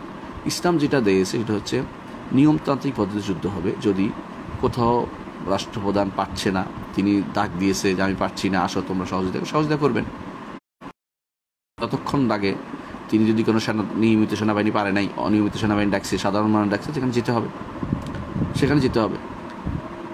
তবে সেটা যেন ব্যক্তিকেন্দ্রিক কোনো একটা অজানা কোনো পতাকার নিচে না হয়, এটা খেয়াল রাখতে হবে। জানেন না এমন লোক, আপনি জানেন যে তার হাতে কোনো ক্ষমতা নেই, জানেন যে এটা করলে কিছুক্ষণ পরে আবার মুসলিমদের উপর আক্রমণটা ফিরে আসবে কীরকম? আপনি হয়তো 2 জনকে মারছেন, দেখা গেল আপনি আল কায়দার পক্ষে 2 জনকে মারছেন, ওরা দেখবেন পুরো এলাকা শেষ করে দিয়েছে। আপনি কতজনের জন্য বিপদ ডেকে আনলেন? রাসূলুল্লাহ সাল্লাল্লাহু আলাইহি ওয়াসাল্লাম বলেছেন, কুন মাফাতিহা লিল খায়র ওয়া মাগালিক লিশ শার, কল্যাণের চাবিকাঠি হও, অকল্যাণকে বন্ধকারী হও। রাসূলের নির্দেশনা এটা। আমরা অকল্যাণের চাবিকাঠি হয়ে গেছে দ্বারা। সুতরাং এরা যে উগ্রপন্থা, এটা আপনি নিশ্চিন্ত থাকতে পারেন। উগ্রপন্থা থেকে এই জন্য বেরিয়ে আসতে হবে। জায়গায় মানুষ কি করতেছে, অন্যায় করতেছে দেখিয়ে আপনি সেখানে বোমা মারি দিবেন, কে বলছে আপনাকে সেটা করতে? সেখানে আপনি নসিহত আছে, আপনার দায়িত্ব যতটুকু করেন, বলেন, মুখে লেখেন, কথা বলেন, হ্যাঁ, কিন্তু আপনার যদি ক্ষমতা থাকে সেখানে, তখন আপনি আপনার দায়িত্ব যখন তখন সেটা হাত দিয়ে সরাবেন। আপনার দায়িত্ব যেটা নয় সেটা নিজে কাঁধে নিতে যান কেন? এটাই করে তারা। এই জন্য নিষিদ্ধ কাজটা তাদের থেকে বের করতে হবে। এই জন্য এইগুলি থেকে এদেরকে বের করা জরুরি, খুব জরুরি। এই কাজটা যুবকদেরকে বিভ্রান্ত পথে নিয়ে যাচ্ছে, এটা আমাদের বুঝে নেবেন। পরবর্তী এর সাথে আছে, অনেকে আইএসকে জঙ্গি দল বলে মানলেও আল কায়দাকে মানতে চায় না। এর উত্তরে আমরা কি বলতে পারি? আইএস যে জঙ্গি দল, এতে কোনো সন্দেহ নেই, আল কায়দাও জঙ্গি, এতে কোনো সন্দেহ নেই, দুটোই জঙ্গি দল। জঙ্গি আমরা কি জন্য বলি জানেন? জং অর্থ যুদ্ধ। তো অনেকে বলে যে জঙ্গি তো হওয়া তো ইসলাম বলে না, ইসলাম জঙ্গি হতে বলে না, ইসলাম মুজাহিদ হতে বলে। এবং মুজাহিদ হবে কখন? যখন নিয়মতান্ত্রিক যুদ্ধ হয়, যখন অনুমোদনকৃত যুদ্ধ হয়, আর যখনই হানাহানি মারামারিতে লিপ্ত হবে বিনা কারণে, জোর করে মারা। 100 জেলাতে বা 64 জেলাতে একসাথে বোমা মারা, অথবা জগন্নাথ পাহাড়কে মেরে ফেলা, কোনো একটা বিচারককে মেরে ফেলা, এটা তো জঙ্গিবাদ নয়। তো এটা কি আমাকে বলবেন? যখন এরা মারছিল, বাংলাদেশে বোমা মারছিল, বিভিন্ন জায়গাতে ভয় দেখাইছিল মানুষকে, তখন তো আইএস ছিল না, তখন তো এই আল কায়দাই ছিল। আল কায়দা বিভিন্ন জায়গায় যে মারছে, এই যে টুইন টাওয়ারকে ধ্বংস করলো, এর দ্বারা লাভটা হয়েছে কি না ক্ষতি হয়েছে? ইসলামের খুব ক্ষতি হয়েছে, ইসলামের ক্ষতি বেশি হয়েছে। যারাই মনে করেন যে লাভ হয়েছে, তারা আসলে আমার মনে হয় না যে সঠিকভাবে বিষয়টাকে পর্যালোচনা করতে পেরেছেন। এর দ্বারা ক্ষতি হয়েছে বেশি। এর দ্বারা ক্ষতি হয়েছে ইসলামকে তারা সম্পূর্ণরূপে একটা ভিন্ন আঙ্গিকে পেশ করেছে, সেটা হচ্ছে ইসলাম হানাহানি মারামারি দল। ইসলাম কখনো তো এরকম দল ছিল না। তো এরা আসলে উভয়টাই জঙ্গি দল। একটা এখন ক্ষমতা নাই বলে চুপ আছে, আর একটা পাগলের মতো যেখানে সেখানে আক্রমণ করে বেড়াইছে কিছুদিন আগ পর্যন্ত। তো যারা তখন ছিল না, যখন ছিল না, তখন আল কায়দা কাজগুলি করেছে, আঁকাগুলি করেছে। তারা যদি কোথাও সামান্যতম ক্ষমতা পায়, তারা সাধারণ মানুষের উপরে নিপীড়ন চালিয়েছে। তাহলে বোঝা গেল যে এই জাতীয় কাজগুলো ইসলাম কোনোভাবে এই দুইটাকে, ইসলাম সবসময় যে কোনো জায়গাতে হয়। তিনি যদি কোনো আল কায়দার ক্ষমতাশীল হয়, কোথাও ক্ষমতা চলে আসুক, সেখানে তিনি দেখাক যে কী করে যুদ্ধ করতে হবে, তিনি তার অধীনে আপনি যুদ্ধ করবেন। অথবা তার সেরকম থাকলে, সামর্থ্য থাকলে তিনি কোথাও রাষ্ট্রপ্রধান হতেন, এটা তো হতে পারে না। তো কি করে, নিজেরা কয়েকজন মিলে একটা গোষ্ঠী করে, এরপর কোথাও আক্রমণ করে, কোথাও হানাহানি করে, কোথাও মারামারি করে। এই জাতীয় সিস্টেম ইসলামে নাই। যারা বলে যে আছে তারা ভুল করে। তারা দলিল দেয় কি, আবু বসির আবু জন্দল দিয়ে, আবু জন্দল দিয়ে দলিল সব জায়গা দেওয়া যায় না। আবু বসির আবু জন্দলরা ছিল কোথায় ছিল? মুসলিম শাসনের অধীন ছিল না। এই জন্য তারা কি করে, আল কায়দা এবং আইএসের জঙ্গি গোষ্ঠী বলে যে এখন আর মুসলিম শাসক নাই কোথাও। তো থাকে কি করে তারা মুসলিম দেশে? আবু বসির আবু জন্দলরা কোনো মুসলিম শাসনের অধীন ছিল না। তারা নিজেরা যান বাঁচানোর চেষ্টায় ছিল, তখন তাদেরকে কেউ জায়গা দিচ্ছিল না। পরিবেশ কিন্তু এদের জন্য এরকম না। বর্তমানে যারা আছে এরা দাওয়াতের কাজে ব্রতী হলে, যদি দাওয়াত দিত মানুষকে, মানুষ যদি ইসলাম গ্রহণ করত, প্রচুর পরিমাণে ইসলাম গ্রহণ করত, তাহলে কিন্তু আর যুদ্ধের দরকার নাই আমাদের যুদ্ধটা কিন্তু দাওয়াত কেন্দ্রিক। একদামি জিহাদটা, যেটা সামনে মানুষকে যে জন্য মানুষের জায়গা, মূল কাজটা হচ্ছে দাওয়াত কেন্দ্রিক। দাওয়াত যদি গ্রহণ করে ফেলে ওই এলাকা, সেখানে আর যুদ্ধ লাগে না। দাওয়াত গ্রহণ না করলে তখন রাষ্ট্রপ্রধান অধীন হয়ে সেখানে যুদ্ধ করতে হয়। সেই যুদ্ধে ইসলাম আছে, সেটা অনুমোদিত, কোনো সন্দেহ নেই, একদামি জিহাদ আছে। কিন্তু সেটার শর্ত মোতাবেক, সামর্থ্য অনুসারে রাষ্ট্রপ্রধান যদি করে, কেউ তার অধীন করতে হবে। যদি তার অধীন না পাওয়া যায়, তখন তিনি মারদুর, তার ওজর আছে, তিনি না করলে তার কোনো গুনাহ হবে না। কিন্তু দিফারি জিহাদ তো আছে, দিফারি জিহাদ না করলে সবাই গুনাহগার হবে, রাষ্ট্রপ্রধান, সাধারণ মানুষ গুনাহগার হবে। তো সামর্থ্য অনুসারে, এটাও সামর্থ্য অনুসারে, না হলে তারা ধৈর্য ধারণ করবে, শরীয়ত বলে। এরা যেটা করতেছে এটা কোনোটাই মানতেছে না, শুধুমাত্র বলে যে কোনো মূল্যে কিছু একটা করবে। এদের মধ্যে কেউ করে দেখায়, এ দ্বারা ক্ষতিগ্রস্ত হয়েছে কে দেখেন? আল কায়দা বা আইএস, এদের দ্বারা বর্তমানে এক চোখের সামনে আমাদের যে ক্ষতিগ্রস্ত হয়েছে, সিরিয়ার মুসলিমরা ক্ষতিগ্রস্ত হয়েছে, সুন্নিদেরকে আর রাখে নাই কেউ। এরা কিন্তু যুদ্ধ করছে, দুর্ভাগ্যবশত যুদ্ধগুলি সবই ছিল সুন্নিদের বিরুদ্ধে হয়ে গেছে। অনুরূপভাবে আইএস দেখেন, যুদ্ধ করে সুন্নিদের বিরুদ্ধে চলে গেছে, এরা শিয়াদের বিরুদ্ধে কিছুই করতে পারে না, কিছুই করে না। শেষ পর্যন্ত শিয়ারা ক্ষমতা দখল করে নিয়েছে ইরাকের। শিয়ারা সিরিয়াতে তারা অন্যদের উপর যুদ্ধ করার কারণে টিকে গেছে। বাদশাহ প্রশাসনের মতো কাফের প্রশাসন টিকে গেছে কেন? যারা সুন্নিদেরকে মারছে বসে বসে। তো বোঝা গেল যে এরা আসলে কোনো সঠিক পথে নাই, এদের কর্মকাণ্ডে বুঝে তারা সঠিক পথে নাই, এদের নীতিটাই সম্পূর্ণরূপে ভুল নীতির উপর প্রতিষ্ঠিত। এরা যাদের অনুসরণ করে চলে, এরা বেশিরভাগই হচ্ছে কোনো বিখ্যাত কোনো আলেমের অধীন কোনো কাজগুলি তারা করে না। বেশিরভাগই হচ্ছে এমন লোকদের যারা এই যে যেমন এমন লোকদের তারা অনুসরণ করে চলে, তারা বিখ্যাত আলেম বলে প্রসিদ্ধ ছিল না কোথাও। এরা বলতে পারেন যে কোনো দলীয় নেতা বা দলীয় গোষ্ঠী বা কোনো একটা দলের প্রধান হয়েছে, হানাহানি মারামারির প্রধান হয়েছে, কিন্তু এরা এখন এলমিদ্দিন বলে প্রসিদ্ধি লাভ করে নাই। তো এদের এটা কোনো এলমি যুদ্ধ হচ্ছে না, আবার কোনো সরকারি যুদ্ধ হচ্ছে না, অর্থাৎ রাষ্ট্রপ্রধানের কোনো অনুমতি যুদ্ধ হচ্ছে না। এটা কি মাঝখানে একটা হয়েছে, এটা হানাহানি মারামারি পার্টির মতো। এটা অনেক, এই জন্য এটাকে আমরা বলি যে এটা খাওয়ারিজদের কর্মকাণ্ড এদের মধ্যে প্রচুর পরিমাণে দেখা যায়। আমরা এদেরকে সবাইকে পাইকারিভাবে কথা বলি না, তো কর্মকাণ্ডগুলি খাওয়ারিজদের কর্মকাণ্ড এদের মধ্যে বেশি দেখা যায়। এরা অনুরূপভাবে যেভাবে কোনো কিছু নিয়ে আগে যোগে এরকম বের হইতো, যেমন খলিফাদের বিরুদ্ধে বের হইতো, উমাইয়াদের বিরুদ্ধে বের হয়েছে, ইয়াদের বিরুদ্ধে, আব্বাসীদের বিরুদ্ধে কিছু লোক বের হইতো, সরবীরা কিছুদিন পরে বের হইতো বা কেউ বের হইতো।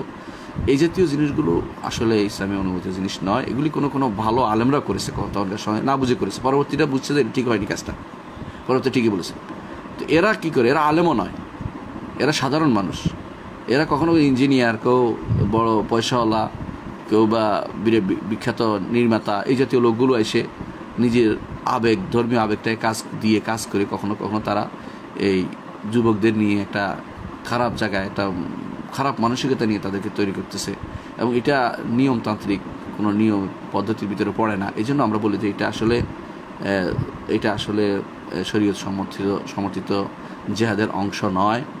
এটা অনেকটা সন্ত্রাসী কর্মকাণ্ড। এ থেকে আমাদের যুবকদেরকে হেফাজত করতে হবে, নিজেরা সাবধান হতে হবে যে এগুলি আসলে অনুমোদিত বিষয় নয়। যে একজন মানুষ ভালো করে এদের সুরত এবং এদের কর্মকাণ্ড পরবর্তী তাদের দ্বারা কী ক্ষতিগ্রস্ত হচ্ছে মতো মুসলিম, এটা ভালো করে তাকালে এটা স্পষ্ট হয়ে যাবে যে কোনো জায়গাতে। আমাদের দেশেও দেখেন না, আমার দেশেও যারা এখন আল কায়দার কাজ করতেছে বিভিন্ন জায়গাতে, শুনি আর কি, আমরা তো জানি না, শুনি যেগুলো দেখলাম সেটা হচ্ছে যে এরা বেশিরভাগই এখন বিভিন্ন জায়গার জন্য লোক তৈরির জন্য চিন্তা ভাবনা করতেছে যে এটা করবে, ওইটা করবে, এটা করবে, এটা করবে। কি করবে ওরা? ওরা আসলে কিছুই করতে পারবে না, যুবকদেরকে ধ্বংস করবে। ওদের দ্বারা কিছুই হবে না। ওদের দ্বারা কী হবে? যুবকদের ধ্বংস হবে, আর মাঝখানে পড়ে আমাদের দেশটা জঙ্গি রাষ্ট্র বলে মানুষের কাছে পরিচিতি পাবে, জঙ্গি রাষ্ট্র বলে। বরং তাদের দরকার ছিল আমাদের দেশটা ভৌগোলিক অবস্থান বিবেচনা করে আমাদের দরকার ছিল এলম আমলে আমরা পরিপক্কতা অর্জন করা, আকীদাগতভাবে মানুষকে বোঝানো, দিন শিক্ষা দেয়া, মানুষকে হাকিকত সম্পর্কে জানানো যে জিহাদের কি বাস্তবতা রয়েছে, কি করতে হবে জানাতে হবে। সাথে সাথে যে ইসলাহ নফস, ইসলাহুল মুজতামা, নফসের ইসলাহ করতে হবে, সমাজকে সঠিক পথে পরিচালিত করতে হবে। আর যদি সম্ভব হয় রাষ্ট্রের পথে সহযোগিতা, রাষ্ট্রকে সঠিক পথে পরিচালনায় সহযোগিতা করতে হবে। যদি সম্ভব হয় পরিবর্তনের সাধনের পরিবর্তন করবে, কিন্তু হানাহানি মারামারির মাধ্যমে নয়, নিয়মতান্ত্রিক পদ্ধতিতে যেটা অনুমোদিত, যেটা করলে মানুষের ক্ষতি হয় না সেটার মাধ্যমে সেটা করতে পারে। এটা না করে পুরোপুরি যেই পদ্ধতি অবলম্বন করা হচ্ছে এই পদ্ধতিটা ইসলাম বিরোধী পদ্ধতি, ইসলাম অনুমোদন করে না। এই পদ্ধতির আবিষ্কারক যারা, তারা কখনো ইসলাম বুঝেনি, তারা নিজেরা আবেগ থেকে অথবা কোথাও মুসলিমদের উপর আক্রমণ হয়েছে এর উপর আবেগ তাড়িত হয়ে তারা এগুলি করছে। আল্লাহ এদেরকে সঠিক পথে পরিচালিত করুন এবং এদেরকে সঠিক দিকে নিয়ে আসুন, দিন বুঝার তৌফিক দান করে এদেরকে, এবং এরা যেন দিন ও ইমানের উপরে বড় হয়, এরা যেন দিন ইসলামকে বুঝে, ইসলামকে জেনে মানুষদেরকে ইসলাম বুঝায়। এর মাধ্যমে বড় হলে এর মাধ্যমে যদি কোনো তারা দাওয়াতি কাজ করে, এর মাধ্যমে বড় তারা সঠিক কাজটি করতে পারবে। এর বাইরে তারা যে সমস্ত কাজ করছে এগুলো কোনোটাই ইসলাম সম্মত কাজ নয়। আশা করি বিষয়টি বুঝতে পারছেন। পরবর্তী প্রশ্ন করেছেন, আমেরিকার নাগরিকত্ব নেওয়ার সময় ওরা প্রতিজ্ঞা করায় ভোট দেওয়ার জন্য অধিকাংশ মুসলিম ইমিগ্রেন্টরা ডেমোক্রেট পার্টি সাপোর্ট করেন। আমার প্রশ্ন হলো, শরীয়ত দৃষ্টিকোণ থেকে আমেরিকান বিধর্মীদের ভোট দেওয়া কি জায়েজ হবে? উত্তর জানিয়ে উপকৃত করবেন আশা করি। আমরা সাধারণভাবে আমাদের উস্তাদের থেকে যা শিখেছি তা বলবো, কোনো আবেগের কথা নয়।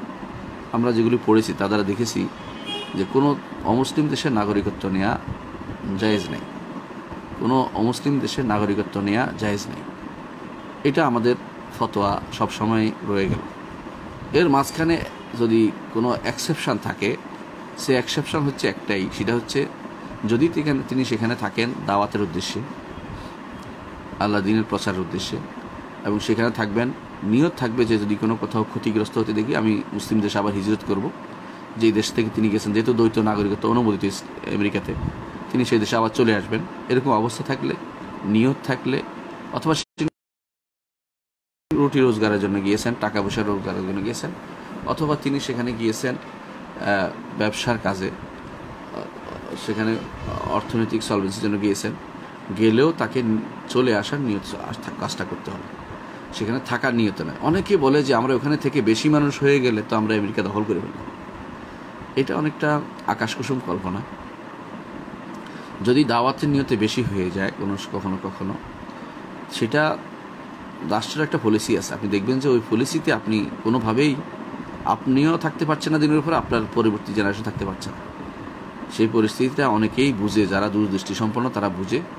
এই জন্য কোনো কাফের দেশের নাগরিকত্ব নেওয়ার আগে হাজারবার ভেবে দেখা উচিত যে আসলে আমার উদ্দেশ্যখানা কী। যদি বলেন যে আমার ছেলে সন্তান শান্তিতে থাকবে, মুসলিম দেশে অশান্তি, তাহলে এই শান্তি খোঁজার জন্য ওখানে যাওয়া যায় যাবে না। এই জন্য আপনি যে শান্তি খুঁজছেন ওই শান্তি আখিরাতের শান্তি না, দুনিয়ার শান্তি। আপনার খোঁজা দরকার আখিরাতের শান্তি। আখিরাতের শান্তি যেখানে হবে সেটা খোঁজা দরকার। কী জন্য ওখানে আখিরাতের শান্তি হয় না? ওখানে আমি যতটুকু দেখেছি, আমার বন্ধুরা যারা ছিল তারা বলেছে, সবাই যে কোনো একটা আপনার কাছে একটা প্রবৃত্তি বলতেই পারে যে আমি তো ভালো আছি, অমুকে ভালো আছে, আমার অমুক দেশের চেয়ে ভালো আছি, ওগুলো আপনি বলতেই পারেন। কিন্তু অমুক দেশে আপনি দিন সম্পর্কে কথা বলতে পারেন, আপনার ওই দেশে তো আপনি আপনার দিনের ব্যাপারটা লুকোচুরি খেলেন। আপনি ওখানে আজান দিতে পারেন না, মসজিদে আজান দেওয়া যায় না। আপনার ওই দেশে কোরবানি করতে পারেন না, হালাল খেতে পারেন না। আপনার সন্তান বাইরে চলে গেলে আপনি তাকে বাধা দিতে পারেন না, সামাজিক নিয়মের বাইরে চলে যায়। আপনার লোক মারা গেলে কবর দিতে পারেন না সুন্দর করে, একটা বড় মেশিন দিয়ে তাকে কবরটাকে ওখানে ফেলতে হয়। এগুলি সবই আপনার কাছে স্বাভাবিক মনে হয়ে যাবে ওই দেশে অবস্থান করার কারণে। এগুলি ইসলামী দৃষ্টিতে এগুলি স্বাভাবিক না, এগুলি হচ্ছে অস্বাভাবিক। আপনাকে ওই দেশে অবস্থান করতে হবে যেখানে জাহের প্রকাশ্য দিন সেখানে প্রতিপালন করা যায়, প্রকাশ্যভাবে দিন প্রতিপালন করা যায়, প্রকাশিতভাবে দিন প্রতিপালন করা যায়। এই জন্য আমি মনে করি না যে মুসলিমরা সেখানে যেগুলি বলছি সমস্ত কারণ ব্যতীত সেখানে অবস্থান করবে, এটা তাদের জন্য উচিত নয়। আর নাগরিকত্ব নেওয়াটা কোনোভাবেই তাদের জন্য উচিত নয়। যারা ওখানে ইসলাম গ্রহণ করছে তারা নাগরিক হিসেবে আছে, তারাও যদি পারে হিজরত করবে, না পারলে তারা অবস্থান করবে, তারা সেখানে ভোট, এই জাতীয় ভোটের মধ্যে অংশগ্রহণ করবে না। কেন অংশগ্রহণ করবে না? এতে লাভ হয় না তাদের। আর যদি এমন হয় যে অমুকে আসলে আমাদের লাভ হয় এটা, যে আমাদের ইসলামকে মানতে দিবে, তাহলে তারা সেখানে ভোট দিতে পারে, মাসালাহের সাথে সম্পৃক্ত, স্বার্থের সাথে সম্পৃক্ত। কিন্তু যদি সেখানে বাইরের লোক হয় তো তার জন্য এই জন্য ভোটের ভেজালে পড়ার কারণ আর অন্যান্য অনেকগুলো কারণ আছে যেগুলো আপনি জানেন যে ইসলাম এগুলো সমর্থন করে না, তখন তার জন্য উচিত হবে না এই ভোটাভুটিতে বা এই জাতীয় বাধ্যবাধকতা নাগরিকত্ব গ্রহণ করা তার জন্য উচিত হবে না। এটা আমাদের মত, আমরা বললাম। এটা আমাদের ওস্তাদের যেটা আমরা শিখেছি সেটা বলেছি। এর বাইরে ভিন্ন মত কেউ পোষণ করলে এটা তার ব্যক্তিগত মত, এই জন্য তিনি আল্লাহর কাছে জবাবদিহি করবেন। আমরা যেটা দেখেছি সেটা অনুসারে আমরা বলেছি যে আল্লাহর দ্বীনকে অনেকে প্রচার প্রসারের নাম দিয়ে যেভাবে ছড়িয়ে পড়ছেন, তিনি নিজে হয়তো শান্তিতে আছেন, পরবর্তী প্রজন্ম তিনি শান্তিতে নাই। আমি অনেক দেখেছি, একটা দুইটা নয়। বিষয়গুলো ভালো করে চিন্তা ভাবনা করে দেখবেন। আপনারা নিরপেক্ষ দৃষ্টি দেখবেন, আমার কথার উপর নির্ভর করবেন না সব কিছুতেই। আপনি নিরপেক্ষ আসলেই কি আমি আমার সন্তানদেরকে ফেলে যাচ্ছি কিনা, আমার সন্তানদেরকে ধ্বংস করছে কিনা। ইব্রাহিম আলাইহিসসালাম তার সন্তানকে রেখে গেছে, বলেছে রব্বানা লিইয়ুকিমুস সালাহ, আল্লাহ আমি রেখে যাচ্ছি মক্কাতে এই মরুভূমিতে যেন সালাত কায়েমকারী হয়। আর আপনি রেখে যাচ্ছেন রব্বানা লিইয়ুরিহু, আল্লাহ রেখে যাচ্ছি যেন শান্তিতে বসবাস করতে পারে। শান্তিতে বসবাস করার এই সিস্টেমটা আপনি যে মুসলিম দেশে থাকেন সেখানে কোনো মুসলিম দেশে যান, হিজরত করেন, যদি ভালো থাকে সেখানে যান। কোনো মুসলিম দেশে শান্তি না, শুধু অমুসলিম দেশে শান্তি, তো আপনি তৈরি করেন, শান্তির কাজ করেন নিজেরা, সমাজবদ্ধ এমনভাবে করেন যেখানে আপনি শান্তি থাকতে পারেন, পরিবেশ তৈরি করুন, সবাই মিলে একটা পরিবেশ করুন যে জায়গাতে ভালো থাকতে পারেন। সেটা না করে আপনি শুধু দুনিয়া লাভের জন্য, দুনিয়াতে কিছু একটা নাগরিকত্বের একটা মর্যাদা বোধ দেখানোর জন্য, একটা নিজের স্ট্যাটাস বা বোঝানোর জন্য আপনি কাফের দেশে নাগরিকত্ব নিলেন। আপনি কি মনে করেন না যে আপনিও মারা যাবেন, কবর কিন্তু 3.5 পাবেন, মাঝখানে পরে ক্ষতিগ্রস্ত হলে পরবর্তী জেনারেশন আপনার কাফের হয়ে যাবে, তাদেরকে আপনি ধরে রাখতে পারবেন না, দেশেও ধরে রাখতে পারবেন না। এটা বলতে পারেন যে আমি দেশেও ধরে রাখতে পারেন, দেশে তো আপনি ইচ্ছা করে খারাপ পরিবেশে যাননি, ওখানে আপনি ইচ্ছা করে খারাপ পরিবেশে যাচ্ছেন, ওটার জন্য আপনি দায়ী হবেন না, দেশেরটার জন্য আপনি দায়ী হবেন না, কারণ আপনি এখানে আপনার এই যে খারাপ পরিবেশে এখানে আপনি আসেন অলরেডি, এইখান থেকে আপনি খারাপের দিকে যাচ্ছেন না, আর ওখানে খারাপের জায়গার দিকে যাচ্ছেন আপনি। তো দেশেও যদি কোনো মুসলিম দেশেও যদি খারাপ অবস্থা থাকে, আপনি ভালো দিকে ইসলাম যেখানে প্রতিপালন সেখানে যেতে হবে হিজরত করে, সেটাও ইসলাম অনুমোদিত, ইসলামটাও অনুমোদিত। কিন্তু তাই বলে কাফের দেশে নাগরিকত্ব নেওয়ার বিষয়টি আসলে কোনোভাবেই অনুমোদিত বিষয় না। আশা করি বিষয়টি বুঝতে পারবেন। পরবর্তী প্রশ্ন হচ্ছে, যদি কোনো পরিবারের 2 বা 3 জন শুক্রবারে একসাথে ভাগ করে সূরা কাহাফ পুরোটা পাঠ করেন, তাহলে কি একই পুরস্কার বা ফজিলত পাবে যা হাদিসে শুক্রবারে সূরা কাহাফ পড়ার বিষয়ে বর্ণিত হয়েছে? জি না, আলাদা আলাদা পুরো সূরাটায় পড়া উচিত, যেটা আপনি পরে বলেছেন। ফজিলত পেতে হলে একজন মানুষের একটাই পুরোপুরি পড়তে হবে। যেমন ধরেন আয়াতুল কুরসির ফজিলত আছে, একজন মানুষ বলে আমি অর্ধেক পড়ি, তুমি অর্ধেক পড়ো, তাতে ফজিলতটা পাবে না, কারণ সে তো পড়ে না পুরোটা। তাহলে বোঝা গেল যে কোনো জিনিসের ফজিলত যেখানে বর্ণনা সেখানে একক ফজিলত, যেখানে সামষ্টিক ফজিলত সেখানে সামষ্টিক ফজিলত, যেখানে একক বলা হয়েছে একক। যেমন জামাতের সাথে পড়লে সামষ্টিক ফজিলত, একক কোনো জামাত হয় না। তো এরকম এই কোরআন তিলাওয়াতের বিষয়টা এরকম, কয়েকজন মিলে একটা পড়লে ওই কয়েকজন মিলে যতটুকু ভাগাভাগির সব পাবে কোরআন তিলাওয়াতের, কিন্তু একজনে পড়লে তো সব হয়তো সেটা পাবে না। এইখানে যেটা সূরা কাহাফের বিষয়টা, এটা ওই পুরো সবটাই পাবে না, কারণ একজনের পড়ার দরকার ছিল, এখন হবে 10 নেকি পাবে। কিন্তু ওই যে লাভটা সেটা হচ্ছে যে তার আগামী 1 সপ্তাহ পর্যন্ত আলো হবে এবং নূর হবে এবং দাজ্জালের ফিতনা থেকে মাহফুজ থাকবে, পুরোটাই তার অর্জিত হবে না, কারণ এটা দ্বারা সে ভাগাভাগি, এটা দ্বারা সে সঠিক সুন্নাহ মোতাবেক কাজটা করতে পারেনি। সুন্নাহ মোতাবেক হলে এককভাবে পড়া। পরবর্তী প্রশ্ন হচ্ছে, এক বোন হারাম রিলেশনে লিপ্ত, এবং মানত করেছিলেন যে প্রতি মাসে 3টি করে সিয়াম রাখবেন, যাতে আল্লাহ তাআলা তাদের বিয়েটা সহজভাবে করাই দেন। ওই বোনের দিনের বুঝ নাই, তাই এমন করছে। এখন কি ওনার 3টি করে সিয়াম রাখতে হবে? এই মানত পূরণ করা কি বৈধ হবে? দেখুন, কিছু জিনিস আছে মানুষ আশ্চর্যজনক কাজ করে বসে। সেটা হচ্ছে এমনিতে হারাম, তারপরে এটার উপর আবার মানত। তো তিনি হারাম রিলেশনের জন্য অবশ্যই তওবা করবেন এবং ফিরে আসবেন দিনের দিকে। এবং মনে রাখতে হবে যে কোনোভাবেই বিয়ের আগে কোনো রিলেশন ইসলাম অনুমোদন করে না, এবং এর থেকে যেন সবাই দূরে সরে যায়। এটা যেন কোনো ব্যক্তি না করে, এটা হারাম কাজ। ওই বোনকে ওই জাতীয় রিলেশনশিপ ভুলে যাওয়ার জন্য তিনি বরং বেশি বেশি করে তওবা ইস্তেগফার করবেন। আর প্রতি মাসে 3টি করে রোজা রাখবেন, যে মানত করেছেন, সওম পালন করবেন। এটা তার ভুল মানত ছিল, কিন্তু মানতটা শুদ্ধ ছিল, মানে সওম পালনটা শুদ্ধ, কিন্তু যেই কাজের জন্য করেছেন ওটা শুদ্ধ না। এই জন্য তিনি সওমটা পালন করে যেতে হবে, কিন্তু তার ওই কাজের জন্য না, বরং আল্লাহ যেন তাকে ক্ষমা করে দেয়, এই জন্য তিনি এটা করবেন, সওম পালন করতে হবে। বরং এই জন্য রাসূলুল্লাহ সাল্লাল্লাহু আলাইহি ওয়াসাল্লাম বলেছেন, মান নাযারা ইউতি আল্লাহ ফালিউতিহু ওয়া মান নাযারা ইয়াসি ফালা ইয়াসি। কেউ যদি কোনো মানত করে যে আল্লাহর আনুগত্য করবে, সেজন্য এটা আনুগত্য করে। কেউ যদি অবাধ্য হওয়ার, সেজন্য অবাধ্যতা না করে। যেটুকু অবাধ্যতা এটা করবেন না, অর্থাৎ তাদের রিলেশনশিপ টিকানোর জন্য মানত এটা করা যাবে না। তবে সওম পালন করবেন কি জন্য? যাতে করে আল্লাহ খুশি হয় এবং তাকে এই বিপদ থেকে উদ্ধার করে, সেজন্য এই বিপদে কখনো আর না পড়ে, এটা করতে পারেন। এমনি তিনি বিপদ থেকে উদ্ধার জন্য আল্লাহর কাছে দোয়া করবেন, আল্লাহ যেন তাকে ভালো স্বামী মিলিয়ে দেন, যার তার বিয়ে যেন ভালো হয়, সুন্দর হয়, এবং সে যেন খারাপ কাজ থেকে বেরিয়ে আসতে পারে। এটা অবশ্যই আল্লাহর কাছে তিনি দোয়া করবেন। আরেকটা যে মনে রাখবেন, আমার দেশে বা আমার দেশে না, সব জায়গাতেই যারা এই জাতীয় রিলেশনে জড়িত, তারা বুঝতে পারে না তারা কত বড় নেয়ামত থেকে বঞ্চিত হচ্ছে। কেন জানেন? আপনি যাকে নিয়ে এত কিছু স্বপ্ন দেখছেন, এমনও হতে পারে সবচেয়ে খারাপ লোকটা সে। শয়তান তাকে সুশোভিত করে দেখাচ্ছে আপনার চোখে। পরবর্তীতে অন্যখানে বিয়ে হলে আপনি বুঝতে পারবেন যে আসলে কত বড় মারাত্মক ভুলের মধ্যে সে ছিল। অনেক সময় দেখা যায় যে মানুষ অমুক তমুকের সাথে খারাপ সম্পর্ক করে, পরে ভালো বিয়ে হলে হাসাহাসি করে যে ওইটা কি পাগল ছিল, আমি কেন তার সাথে সম্পর্ক করতে গিয়েছিলাম। এই জন্য তার উচিত হবে আল্লাহর কাছে ক্ষমা চাওয়া, আল্লাহ যেন রিলেশনশিপ তাকে মুক্ত করে দেয়। এই জন্য নয় যে আল্লাহ যেন বিয়েটা সহজ করে দেয়, এটা না।